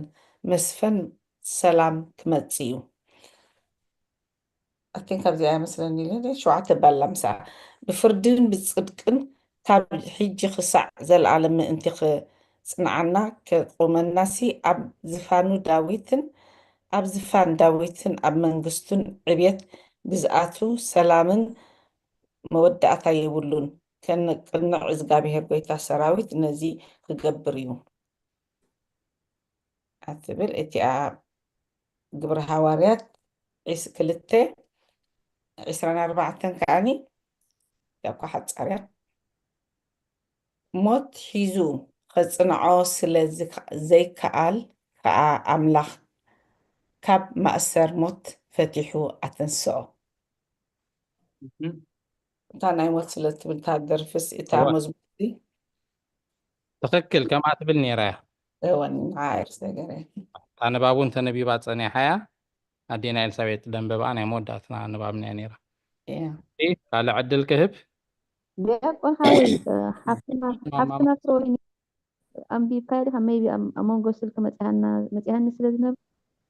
ሓፍትና ፍሮይኒ ቱ ኤቭሪዋን ኢላ ኣብቲ ቴክስት መሰጅ ቻት ጌራታ ኣላ ቆለሴ 2:14 ነቲ ብሕግጋት ዝቃወመና ዝበኣሰናን ዝነበረ ብኢድ እተጻሕፈ ዕዳ ደምሲሱ ከዓ ንዕኡ ኣብ መስቀል ሸንኪሩ ካብ ማእከል ኣረሓቆ 15 ከዓ ነቶም ሕልቅነታትን ስልጣናትን ኣጽዋራ እናተወከረሎም ኣብ ብስል ኣሳሕሮም ካልኦት ተስማዕልና ኣቦና ቢቀሽ ተስፋ ኣለም ሰዲዶሙልና ከነንብባ ፀኒሕና ኢና ቴንኪው ካልኦት ተስማዕልና ንኽልቴኽን ጃኸ ዲያቆን ወደ እሺ ግብረ ሃዋርያት 28-29 እስክንብብያ መገዲ ህይወት ኣፍሊጥካኒ ኣብ ቅድሚ ገጽካ ከዓ ሓጎስ ተጽግበኒ ኢኻ ኣቶም ኣሕዋትና ብዛዕባ ዳዊት ርእሲ ኣቦታት ንሱ ከም ዝሞተን ከም ዝተቐብረን ንስኻትኩም ብጉህድ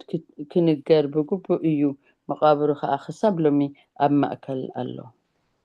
ኣሜን ግብረ ሃዋርያት 28-29 እወ ካልኦት ተስማዕልና ማማ ብረይ ኣሜን እሺ ስድራ እግዚኣብሔር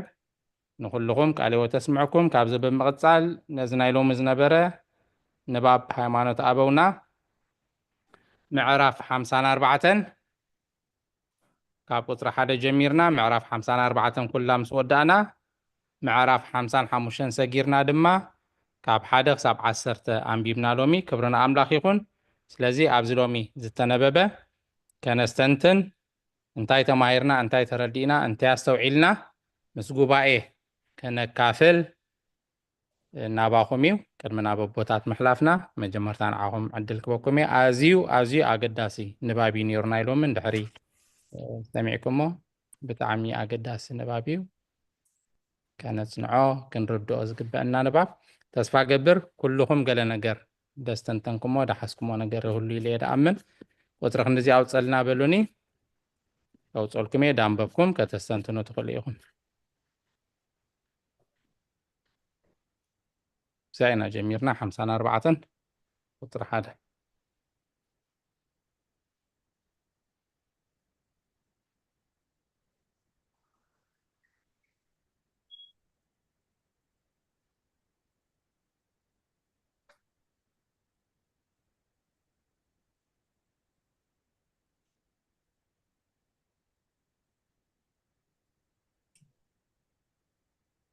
زنايلوم دنببنايو ناي قدوس ኤጲስቆጶስ ናይ ሃገረ ቆጵሮስ ዝኾነ ቅዱስ ኤጲፋኒዮስ እዩ ካብቶም ዓበይቲ ሊቃውንቲ ኣቦታት ናይ ቤተ ክርስቲያንና እዩ እዛ ቆጵሮስ ድማ እዛ ሳይፕረስ ትበሃል ሃገር ኣብ መንጎ ቱርክን ግሪክን ደላ ደሴት ኮይና ርእሳ ድኻለት ሃገር ንሳያ እዛ ደሴት ሃገረ ቆጵሮስ ተባሂላ ደላ ሳይፕረስ ማለት እዩ ኣብኡ ሊቀ ጳጳስ ኤጲስቆጶስ ኮይኑ ዝነበረ ቅዱስ ኤጲፋኒዮስ ዝፀሓፎ ፅሑፍ ኢና ሎሚ ከነንብብ ፀኒሕና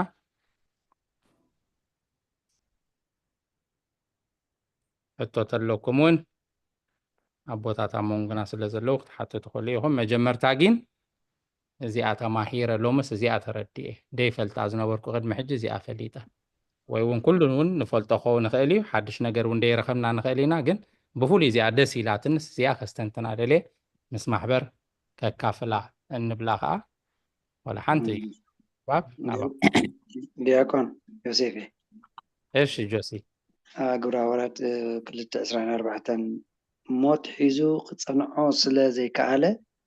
ከዓ ኣምላኽ ካብ ማእሰሮ ሞት ፈቲሑ ኣተንስኦ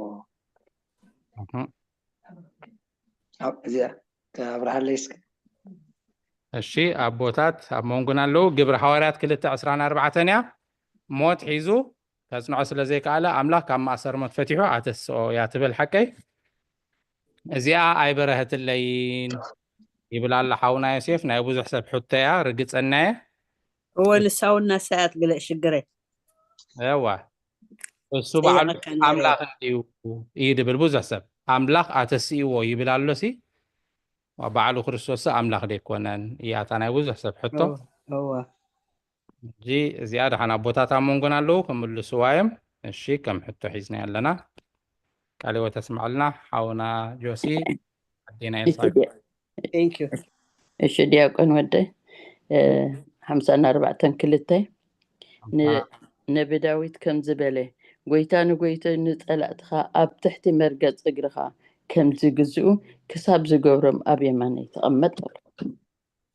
እሺ ኣብ 111 ዛህነበአ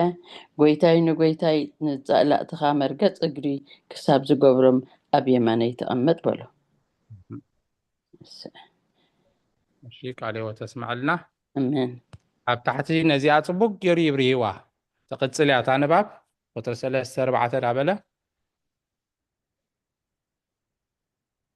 እሺ እሺ ካልኦት ቅጽላ ዲያቆን ወደይ 3:4 ናና ድሓን እታ ኮይና እሺ ተብርህዮ ትገልጽዮ ተረዲእዮ ንማሕበር ተብርህሉ ተሎ ይኣርው ኢልካ እቲ ንባብ ግን ድሓን ስለ ዘንበብናዮ ግዜ ምንቲ ክንቁጥብ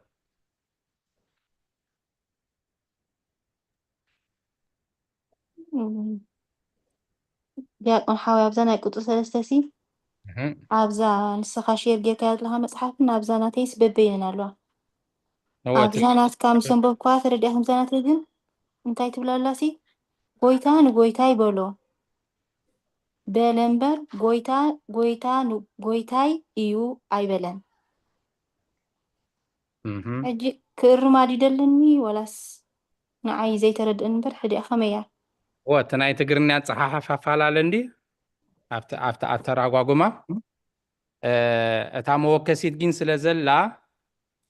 ኣብ መዝሙር ዳዊት ኣላምሽ መበል 110 ነን ሕጂ ብዚኣሲ ኣብዛ ቁጥሪ 3 ጎይታ ፈጣሪ እሞ ንጎይታ ይበሎ ኣብዛ ናተይ ከኣሲ ጎይታ ንጎይታ ይበሎ ሽዑ ከዓ መሊሱስ ጎይታይ እዩ በለ እምበር ሕጂ ከመይ እያ ጎይታይ እንዳበለስ ሜስኻ ጎይታኻ በለ እምበር ጎይታይ ኣይበለን ከመይ እያ እስኪ ኣንብቢያ ኩላ ኣብዛ ናተይ ዳጌጋ ዘላ ወላስ ከመይ እያ እንሰምዓ ኩላ ኣንብቢያ ጎይታ ኢሉ ጎይታ ንጎይታ ይበሎ በለ እምበር ጎይታይ እዩ ኣይበለን ከመይ ሰብ ኮይኑ ኣምላኸይ ኣምላኽኩም ዝብለሉ ዘመን ስጋዌ ገና ስለ ዘይበፅሐ እዩ ትክክል ድሓን ኣነ ተረዲኣትንላ ከም ሕታ ከቐምጣ ኣቦታት ክምልሱልክ እዮም ግን ኣየናይ ክፍሊ ኢና ዘለና ካልኣይ ክፍሊ ዲና እሱ ከዓ እቲ ርእስቲ ከዓ ካብና ምንትን ምዕራፍ 54 ክፍሊ 1 ቁፅሪ 3 እያ ተሓትት ደላ መምህርቲ እምኒት ወታ ትግርኛ ኮምፕሊኬትድ እያ ተረዲአ ከለኹ መምህርቲ እምኒት ከም ሕቶ ከቐምጣ እንታይ ማለት እያ ከብርሁልና እዮም ኣቦታት እምነታ ዘላ ሓቃ ናተይ እውን ከም ኣላ ከምዛ ትብላ ዘላ እሺ ምዕራፍ 54 ቁጥሪ 3 እያ ሕቶ እሺ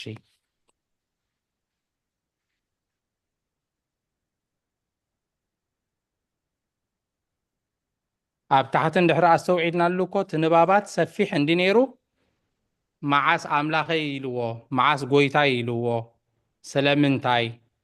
أملاخي دبلو الجيزي عيبت حنير ونابله بوزح عم بيمنا إن دحري تستوعلوا تسمعوا تنيركم أبتحت تصبق يرتملي سيو أبو دادين كبروه لنا يمدحن جيزي خنا بالمنتشين أبكالوت وترخن دزي أبلوني ولا دار أهم كتحطوا بفلاك آخر تستنتنو يكون حوي أبتا يوهانس بجد كان يوهانس 5:39 بس مالتي بس أبو ترخن دي تكون يوهانس 5:39 الشي ናይ ዘለኣለም ሂወት በተን ጽሑፋት እትረኽቡ እንዳመሰለኩም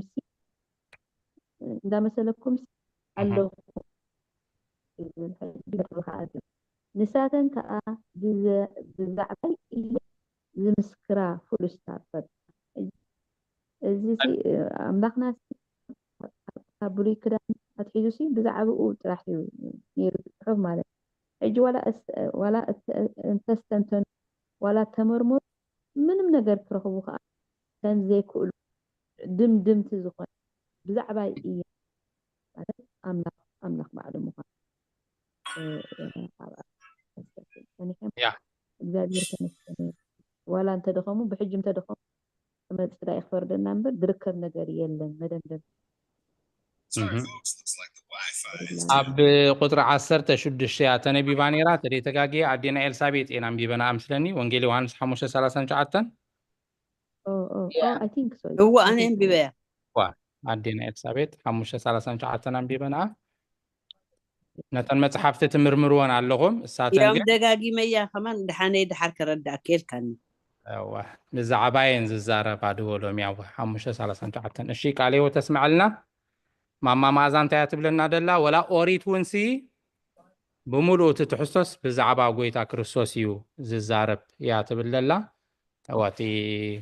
ክርስቶስ ኣብ ሓድሽ ኪዳን ጥራይ ኣይኮነን ተገሊጹን ተጠቒሱን ተጻሒፉ ዘሎ ኦሪቱን ከምቲ ጎይታ ድበሎ ብምሉእ ብዛዕባ እዩ ዝዛረብ ኢልዎ ነዚ ንምርዳእ እግዚአብሔር ኣምላኽ ምስትውዓል ይሃበና እሺ ካልእ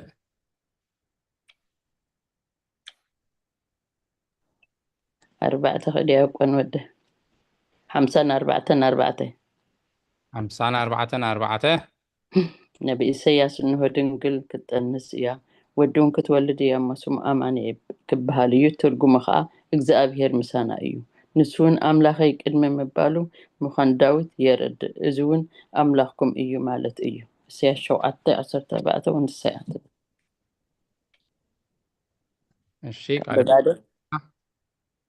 نحن تنبابا بيمني عندنا لك تستنتن لنا دليخي لك عم ببكي تقلص لنا تخليخي هو بابين مدقام كيكون نادحن مستنتن هذا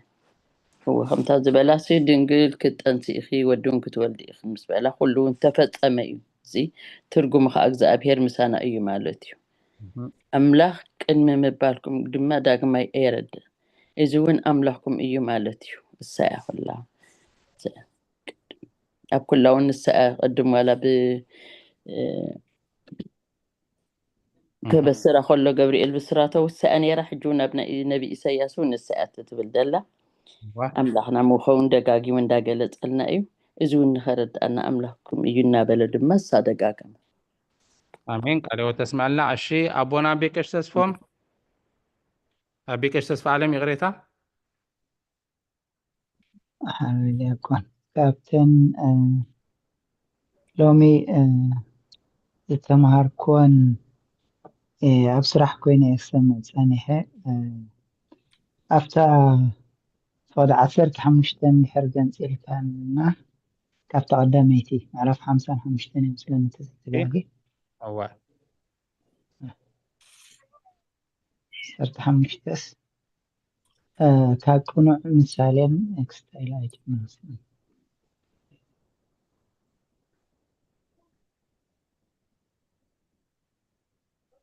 أب سكرين جري الله خبنا أره كاكونو مثالين كاب قدسات مصحفتي أسامعنا زأكبنا يوم سناي مسترن ከምኡውን ካብ ዝፈለጥናዮምን እናትና ዝገበርናዮምን መሰኻኽር ሓደ እኳ ኣይትረፈን። ምክንያቱ በቶም ብዘይ ትርጓሜ ንሃይማኖት ክቃወሙ ዝከራኸሩ ሰባት መላገፂ ንኸይንኸውን እዩ። ብጣዕሚ እያ ትገርም ማለት እዩ። እንታይ እቲ ዝገርምሲ ከምዚ ኣዴታትና ከዕብያና ከለዋ ካብ ዝተፈላለየ ምግቢ ዘዳልዎ እሞ እቲ ዝተዳለወ ነገር ተዳልዩ ክመፅእ ከሎ ኣዝዩ ጥዑም ዝኸውን እዚ ቤተክርስትያንና ከዓ ንዘመናት ነቲ ሓቀኛ እምነት ክርስቶስ ካብ ሰማይ ወሪዱ ዋጋ ከፊሉ ንምድሓን ሓደ ንሱ ጥራይ ዝኾነ ምእንቲ ንዕኡ ከይንፈልጥ ካብኡ ከውፃና ኣብዚ ዘመኑ ዝመፀ ስሑት ትምህርቲ ነቲ ስሑት ትምህርቲ ብፍላይ ከዓ እቲ ናይ ኣውሬስ ትምህርቲ ነቲ ጎይታ ዝገበሩ ጎይታ ከዓ መሰቦ ማዕረ ዝኾነ ትዝክሩ ኢኹም ኣብቲ ተኸታታሊ ኣብዚ ኣቲና እኳ ተዘይተምሃርና ግን ብዩቱብ ንሳኻትኩም ንምሃር ነርና ብዛዕባ ኣብቲ ናይ በዚ ሃገረ ስብከት ዝተሓተመ መፅሓፍቲ ምስጢረ ስላሴስ ማዕረ ክንደይ ሓድነቶምን ሰለስትነቶም ስፍሕ ዝበለ ዝነበረ ትምህርቲ ኣብዚ እንታይ እዩ ዝጠቕሶ ነቲ ስሑት ትምህርቲ ክመፅእ ዝኽእል ኣቦታትና ኣብዚ መፅሓፍ ሃይማኖት ኮፍ ኣቢሎምና ክብርን ኣምላኽ ይኹን እዚ ሃገረ ስብከት ከዓ ኣብ ነፍሲ ወከፍ ቤተክርስትያንሲ እንተ ብ30 እንተ ብ40 ዝኸውን ዋጉስ ነቲ ዓብ መፅሓፍ ኣብ ነፍሲ ወከፍ ቤተክርስትያን ክንገዝኦ ኣንቢብና ክንጥቀመሉ ንኽእል ኮፍ ኢሉ ኣሎ። ስለዚ ካብ ቁኑዕ ምሳሌን ካብቲ ቅዱሳት መፅሓፍቲ ኣሰማሚዕና ዝኣከብናዮ ሰናይ ምስጢር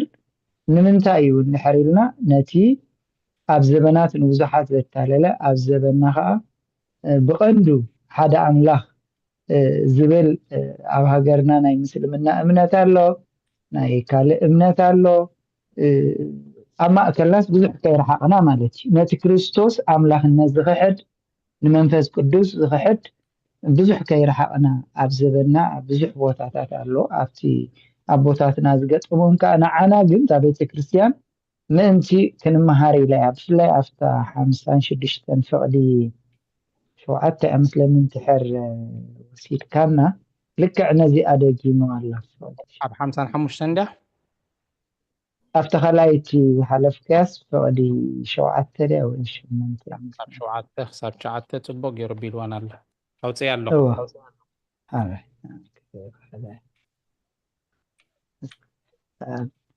ኣብ 6 ተመለሰለ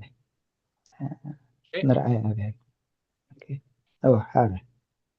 ሕጂ ብሓቂ ሰብ ምዃኑ ንኸረድእ መንገዲ ብምዃኑ ብምኻድ ደኸመ እግዚኣብሔር ቃል መፂኡ ከማና ሰብ ኮነ እተዛረብ ነፍሲ ገንዘቡ ዝኾነት ስጋና ተዋሃሃደ። ምእንቲ እዚ ድማ እንሆ ካብ ብሉይን ሓዲስን ምስክር ኣምፂኡ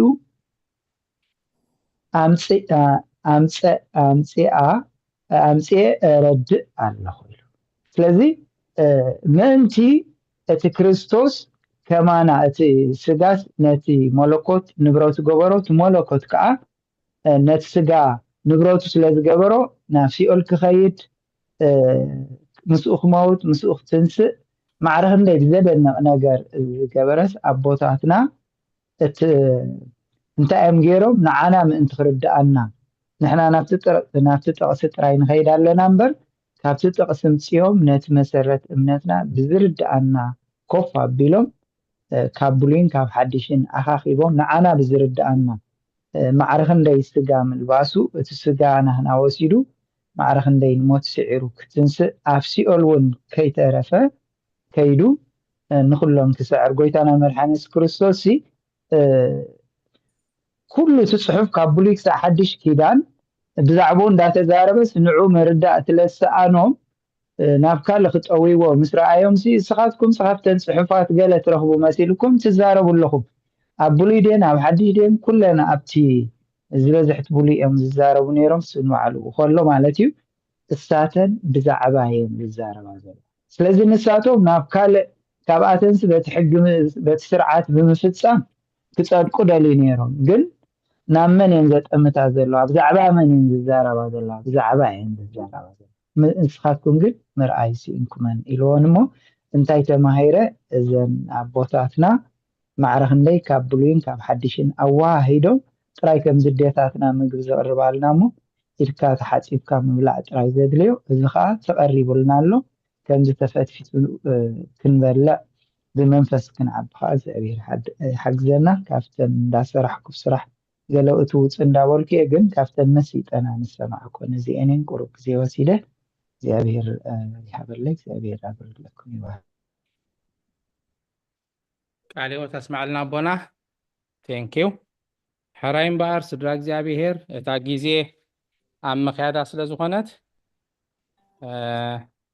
نابتن حتوتات كنكيد مسار وعن كلتن كوين الله تقدامي تحطون حاونا يوسف قبر حواريات كلتا أسرعنا 4 موت حيزو خسنو أصلا زي كالة تبل ناي ممرت مني دما أب معرف 54 قطر 3 تاقوي تبليا زين كل تحطو له أنا مو أبوتاتنا كملو سلنا توساخي حفشاوي مبرهن تصمع تمرتن انتا حيزنا خنوت سألنا ناون تصمع قبيلهم مدمدم تاقيرهم كودو لنايم نابتن حتوتات كنكيد جيزين دحر حاليو نلو مخملسان دحر يكال كوينو كملو سلنايم تري كوين خا عبد متتيلوم مس جيزي رينا خا عبد متسخوني مالتي نابو بوتات يا كون وده أبا أشو تسفهم كأحياء لغير مال إلى مالو إيدا ما يرى أخي من مسلني أبا ناقش تسفهم هو سوميم كزارو بكاتني عم حجي أنا طيب إيش تسفعلم كتب بك تسفعلمي وماما أغريتا أنا خاصة دي بزحري إياسي هو إشي أغريتا سوميم كمهورنا راسي عيا تاني هاي إشي أبناي Thank you. طب عليه هو أبو بوتات لا بمرقتها تن حطتات أربع ملس ولم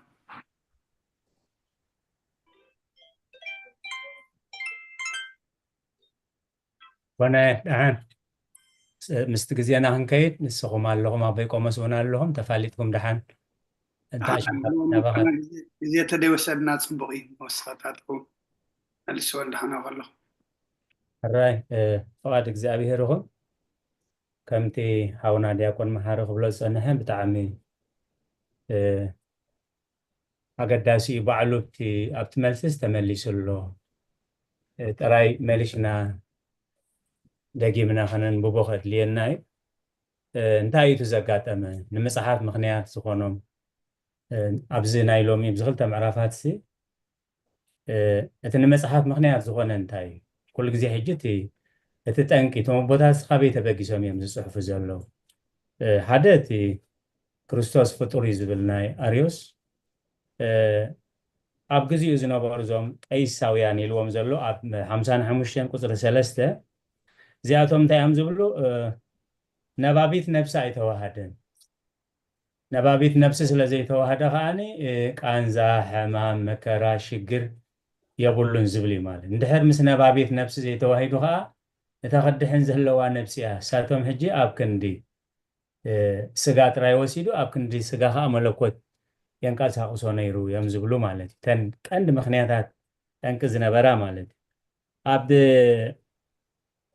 قطر 5 اب 55 معراف مالتي متهات يزبل مالتي متهات يزبل كحدت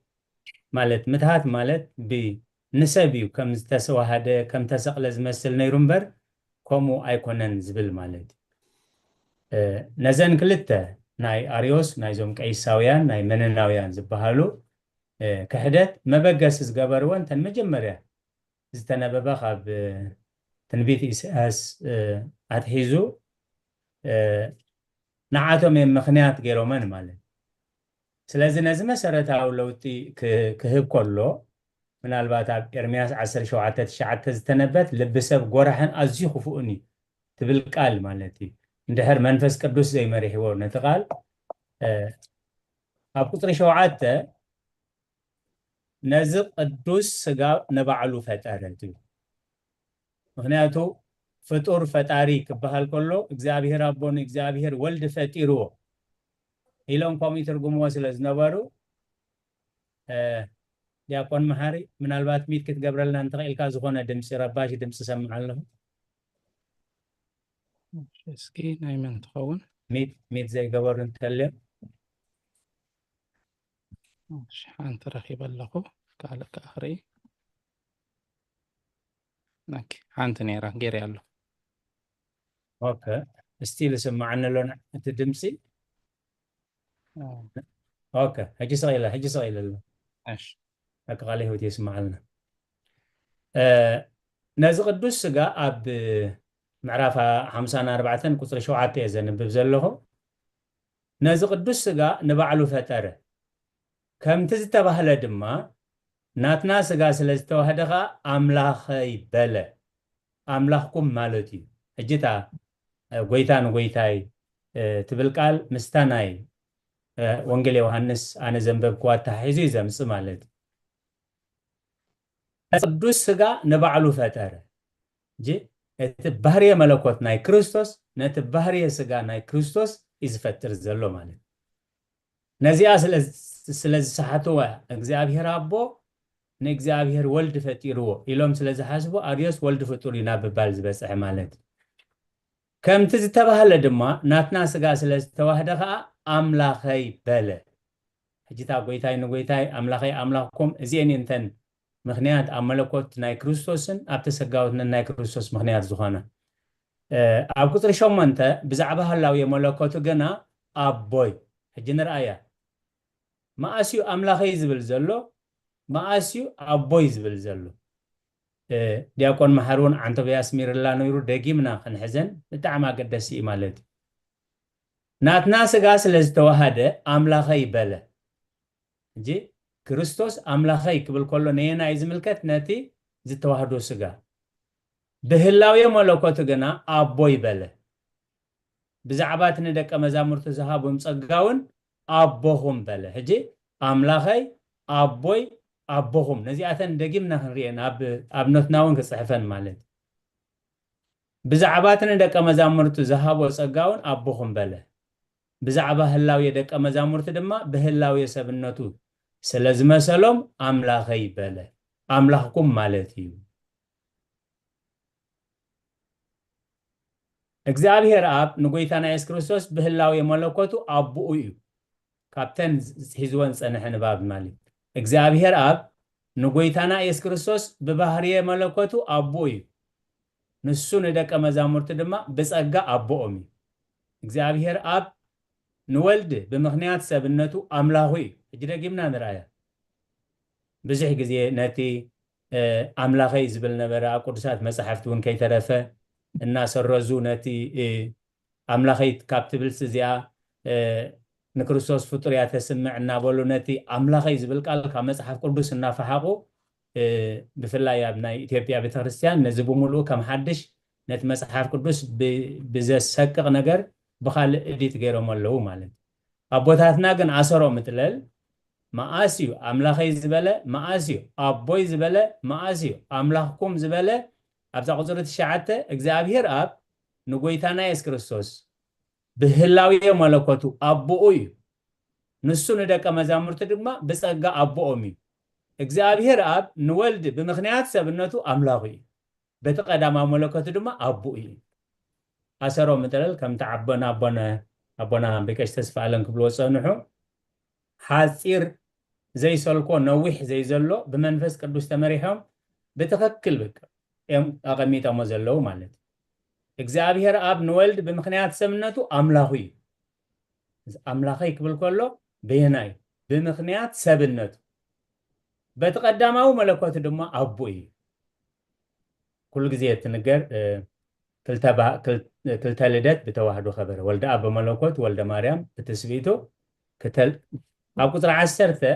ካብኡ ዝተወልዶ ልደት ኣይምርመርን እዩ ብሓቂ ኣቦኡ እዩ ከመይሲ ንመለኮት ጥንትን ፍጻሜን የብሉን ካብ እግዚኣብሔር ኣቦኡ ናባና ስለ ዝመፀ ድማ ሎሚ ኣምላኸይ ክብል ተገብኦ ነታ ናይ ዮሃንስ ኣምፂዋ ኣሎ መደምደምታ ኣብ ቁፅሪ 10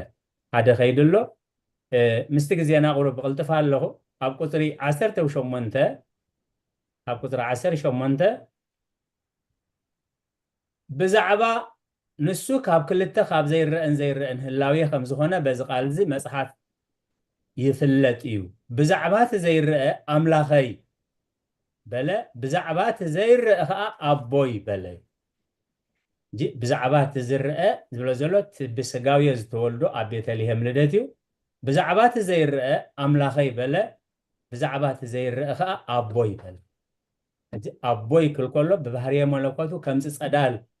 ብርሃን ካብ ፀሓይ ከይተፈልየ ንዓለም ዘብርህ ፀሓይን ብርሃኑን ከዓ ምቅድዳም ዘይብሉ ብኡ ገይሮም እዮም ገሊፆሞ ዘለዉ ማለት ኣብ ቁፅሪ 21 ደጊሙ ምናልባት ተስተባሂልኩምሎ ሓውላ ዲያቆን ባሕር እውን ኣስምር ኣቢል እምቢብዋ ነይሩ ብሓቂ ሰብ እኳ እንተተባህለ እግዚኣብሔር ከም ዝኾነ መን ክፈልጦ ይኽእል ምእንቲ እዚ ኣብ ሲማዳኮስ ተሰምየ ታ ወልዲ ዋህድ ወይ ከዓ ተዋህዶ ንብላ ማለት ምእንቲ እዚ ኣብ ሲማዳኮስ ተሰምየ ማለት እዚ ካብ ክልተ ህላዊ ሓደ ዝኾነ ኣምላኽ እዩ ሰቡን እዩ ዘይመርመሪ እሞ ዝፈልጦ ሰብ የልቦን ብሓቂ ድማ ንሱ ሰብ እዩ ከመይ ካብ እግዝእትነ ቅድስት ድንግል ማርያም ብዘይሩካብየን ዘርኢ ሰብኣይን ስለ ዝተወልደ ክብሪ ንዝኽሪ ስሙ ይኹን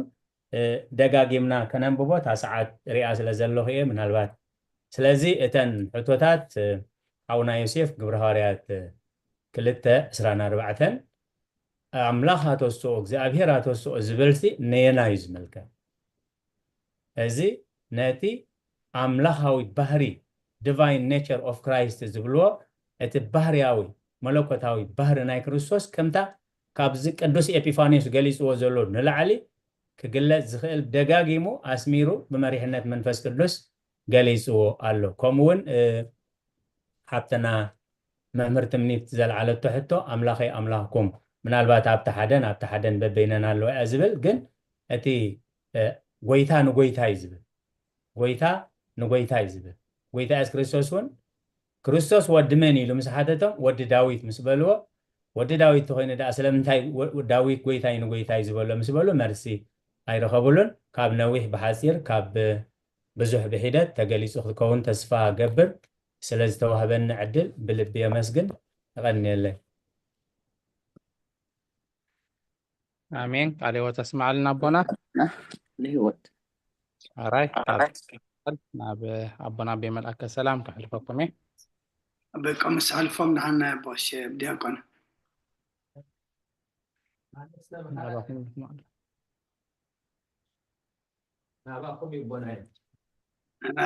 أبنا حسابا يابكم دحنا أبنا حسابيكم صلاة تصولنا ده. ذيك العالم دحنا باخم يا. كل حدا ندي بنا وخلهم يا. أجزي المسار يا زلا دحنا تعمل. سبوا جرام أبريهم ما يم. شيء. أما سخم من دب صلاة عصو نباخم. دحنا بنا. بس ما أبو ولد ومنفس قدوس أحد وأملاك أجزي أبهر أملاكنا. ስለዚ ዝሃብካና ዕድል ስለዚ ዝሃብካና ጸጋ ስለዞም ኣብዚ ጉባኤ ዝሓቢሮም ብጸሎትን ብትምህርትን ዝድግፉናን ዝመርሑናን ዘለዎ ኣቦታትና ካህናትን ስለ ዘለዉ ኩሎም ነፍሲ ወከፍ ኣገልጋሊ እግዚኣብሔር ስሊኦም ነመስግነካ ኣለና ኦጎይታናን መድሓናን ኢየሱስ ክርስቶስ እዚ መደብ እዚ እስኻ ትኸብረሉ نحنا دما بقالكا تصانانعنا ابزا حزن زملاء عالم بقالكا تحقسنا كاب كل خفوء نسورلو نخبرخا نقوملو حزبخا دما اتوم قداموت ابوتات نزا قدس بيت كريستيان همونات كوينوم ترخيبوم بامنت زغلغلون واغا زخفلون ترجم قالات كان علامة خان أب صحف زسفرو ناتهم قال الناس سمعه እቲ ትርጉም ካብቶም ሓቀኛት ኣቦታት እናረኸቦ ነዛ ሃይማኖት እዚ ዋጋ ዝኸፈሉ ቦታት ካብኦም እናተወከስና ቃልካን ትእዛዛትካን ኣኽቢርና ክንመላለስ እግዚአብሔር ኣምላኽ ብጸጋኻ ርድአና ወጎይታናን መድሓናን ኢየሱስ ክርስቶስ ንብኩሉ ነገር ግዜ እንተሃብካየ እሞ ንዓኻ ግዜ ክህልወና ርድአና ብቓል ወንጌልካ ህፍትመና ንቅዱሳን ኣቦታትና ዝረዳእኻ ንስኻ ኢኻ እሞ ሕጂ ንዓና እውን ርድአና እቶም ቀዳሞት ቅዱሳን እውን ንቓልካ ኣሚኖም ስለ ዘተግበሩ እዮም ጸዲቖም እሞ እግዚኣብሔር ኣምላኽ ኣባኻ ክነተኩር ብኣኻ ክንህፍትም ብቓልካ ልብና ክህፍትም ብጸጋኻ ብጽሓና ንብዙሓት ዕውራት ዓይንቲ ዝኸፈትካ ንስኻ ኢኻ እሞ እግዚኣብሔር ኣምላኽ ኪኖ ዓይንቲ ስጋና ዓይንተ ልቦናና ክፈተልና ብቑዓት ግበረና ብምስጋና ከምዚ ኢልና ክንጽሊ ኣብ ሰማያት ትነብር ኣቦና ስምካ ይቀደስ ፈቃድካ ከምቲ ኣብ ሰማይ ከምኡ ድማ ኣብ ምድሪ ይኹን ናይ ዕለት እንጀራና ሎሚ ሃበና ንሕና ንዝበደሉና በደሎም ከም ዝሓደግናሎም ኣበሳናን በደልናን ሕደገልና ካብ ክፉእ ኣድሕነና ዳ እምበርና ፈተና ይተእትወና መንግስትን ሓይልን ክብርን ንዘለኣለም ናትካ እዩ እግዝእትነ ማርያም ብናይ ቅዱስ ገብርኤል መልኣኽ ሳምታ ሰላም ልበካ ኣለኹ ብሕልና ከድንግል ኢኺ ብስጋኹ ድንግል ኢኻ ኣደ እግዚኣብሔር ጎይታ ሰራዊት ሰላም ብለካ ኣለኹ ንስኺ ካብ ኣነ ዝተፈረኽ ብርኽቲ ፍረ ከርስኹም ብሩኺ ኦ ምልእተ ጸጋ እግዚኣብሔር ምሳኺ ኦ ፍስሕቲ ደስ በልኪ ሓጢአትና ስረየልና ናብ ተፈትዎ ወድኺ ኢየሱስ ክርስቶስ ጸሊኺ ምእንታና ምሕረት ለምንልና ኣሜን ፍቅሪ እግዚኣብሔር ኣቦ ጸጋ ሓደ ወዱ ጎይታናን ኣምላኽናን መድሓኒናን ኢየሱስ ክርስቶስ ሕብረትን ውህበታት ናይ መንፈስ ቅዱስ ምሳኻትኩም ይኹን ሰላም እተው ለህይወት ተስማዕና አሜን ቃልዎት ተስማዕልና ቃልዎት ተስማዕልና ኩልኩም አገልግሎትኩም ባረክ ብሩክ ለይቲ አሜን አቦታትና ብሩክ ለይቲ ለህይወት ተስማዕልና ዲያቆን ሓወይ አቦታትና ኩልኩም እግዚአብሔር ምሳኹም ይኹን አሜን ምሽት ይግበረልኩም አሜን ቴንክ ዩ አቦታት ዲያቆን ኩልኩም ጽቡቅ ተማሂርና ሰላም ንሕዳር ለይቲ አጀሚር ዘፈት አምላኽና ክብርን ምስጋናን ንዑ ይኹኖ አሜን ቃልዎት ተስማዕልና ዳንበሩ አሜን አሜን አሜን አሜን ብሩክ ለይቲ አሜን ብሩክ ለይቲ ቃልዎት ተስማዕልና ደወሉልና አሜን ካን ጥዕናን ይብዛሕልኩም አሜን ብሩክ ለይቲ ክበረልና ዳሓን ሕዳሩ ስለ ቃላቱ እግዚአብሔር ዝተመስገነ ይሁን አሜን ካብቲ ዝተፈላለናሉ ግዜ ብድሓን ሰላም ዓቂቡ በዚ ቅዱስ ኣገልግሎት ክንሳተፍ ንዝረዳእና ልዑለ ባህሪ ፈጣሪና ኣምላከ ቅዱሳን ናይ ባህሪ ምስጋና ኣብፅሓዮ ኩልኩም ህዝበ እግዚአብሔር ከዓ እቲ ነቲ ቅድስት ቤተ ክርስቲያን ትህቦ ኣገልግሎት ብኣንቃ ድዎን ብጥባዕትን ግዜኹምን ስራሕኩምን ዕረፍትኩም ኣወሃሂድኩም ክትከታተልዎ ዘምሰኹም ትብሕቡእ ዝርኢ እግዚአብሔር سيادة صادقان أثبت هوتانا خفلكم كم تخصاب الساعة بدحان سلام عقيبو بسلام كن يمر زرد عنها ناب زمت قبائنا بسلام عقيبو بسمنا كنرخب نا إكزابير قدوس فقاد يكون لنا حاولنا يكون محرها ناب زعبي معرق خنات يبقى إكزابير معال تقوم زخنا سلام معالتي نتوم ليتنا زخناها سلام ليت بسلام الرهبنا